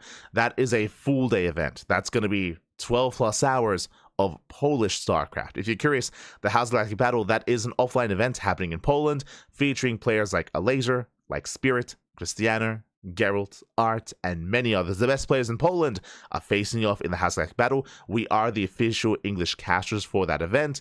Because of that, we will not be casting Masters Coliseum tomorrow. Masters Coliseum tomorrow, if you remember, it's the mirror matchups. It's MaxPax and Hero and Reynor and Serral. Those matches are going to be tomorrow, and unfortunately, we are going to be busy casting a full day of House of Galactic Battle. What I will say, though, is that we will be catching up with that. On Sunday, you can see like 2 broadcasts. Really, it's 3 broadcasts. On Sunday, we're going to be live early before the main event, before the final day of Masters Coliseum does go live. We're going to be live early. We're going to be catching up on those mirror matchups. We're going to catch up on Saturday's matches of Hero, MaxPax, Serral, and Reynor. We'll catch up ahead of time, wrap that up first, and then we're going to line that up with the finals as well. So it's going to be basically like a replay cast, then into the grand finals of Masters Coliseum, live casting that as well. Then, after the grand finals of Masters Coliseum, as you can see the schedule, OSC King of the Hill. So 3 casts. 3 events back to back on Sunday. And again, a full day of House of Galactic Battle on Saturday as well. If you cannot wait for us to cast the mirror matchups on Sunday, if you want to watch it live, then I believe other casters are going to be covering it on Saturday. I believe Wardy does coverage, Rotterdam does coverage, and some other English casters as well. I'm sure they'll cover it live. We'll cast it before the final day on Sunday. So we're going to be going live early to catch up and then jump into the live cast. So that's the plan. That is the plan over the weekend. Whew, I guess it's been a busy week. It's been a very busy week here. As you can see, 2 casts a day every single day, sometimes 3 casts a day, like on Sunday, like on Thursday as well. So plenty of content, plenty of StarCraft here on the channel. As always, if you enjoyed the cast, if you enjoyed the coverage, then consider following us, !B in the chat. !B in the chat if you guys want to have a look at the bracket. Sorry, if you guys want to... B? Sorry, I'm a little bit on autopilot. I'm very tired. I didn't get to sleep. !Socials in the chat if you guys want to follow us on Twitter, Facebook, Instagram, YouTube, Discord, all things CranKy Ducklings. We do post whenever we go live on all the social medias. We have Blue Sky, we have Mastodon, we have TikTok, we have everything. Likewise, we're also live on YouTube. We're live on Twitch. Our VODs are uploaded to YouTube on a daily basis, so if you cannot watch any of this live, if you see something here like a Lima League or OSC events, the Wardy TV Monday, the League Cup, Masters Coliseum, the Pondcast, House, if you see something that you like, if you cannot watch it live, check out the VODs. Check out the VODs on YouTube. It's all uploaded there. It's all there on a daily basis. It takes a couple of days, or it takes, I should say, a couple of weeks to upload these, just because we're a little bit behind when it comes to uploads, but only by like 3 weeks. I think it takes 2 or 3 weeks to get uploaded. When it comes to the specific matches, if you can't wait for that, all of the live VODs are on YouTube as well. Go to the live tab, all the live VODs are there. It's all there, it's all on YouTube. Likewise, it's on Twitch as well. All on Twitch, all on YouTube. All the content is there. Otherwise, if you want to support us monetarily, you can do so via Patreon. Exclamation mark Patreon in the chat. You can see just underneath the schedule how much we do earn on Patreon a month and how much our next goal is. All the money that we make on Patreon, all of it goes towards our tournaments. All of it goes towards events like Sparkling Tuning Cup, Duckling Open, and Masters One Open as well. Bam, you can see there on my right, the events that we do host on a weekly and monthly basis. Again, all the money on Patreon goes towards that, goes towards growing those events as well. I believe our next goal on Patreon is to boost the prize pool to pay out top 4. Currently, our events are very top heavy. Currently, our events only pay out top 2, but if we can reach our next goal, we can pay out top 4 as well. Also, I should reiterate, as I have been doing so, you may be thinking, hold up, these events, you don't actually see them on the calendar right now on the schedule. Because January is so busy, our events are on hiatus for the month of January, for at least until the final week of January. Like, we're casting multiple times a day. We can't fit it. We can't. There's no room to fit in our broadcasts or our tournaments. So our tournaments are on hiatus until Little League Cup finishes and Master Coliseum finishes. Again, Master Coliseum, it finishes this weekend. Then our schedule opens up, and then we can replace it with our events. So that's the plan. We're just waiting for these events to wrap up, and then our events will be returning in 2025.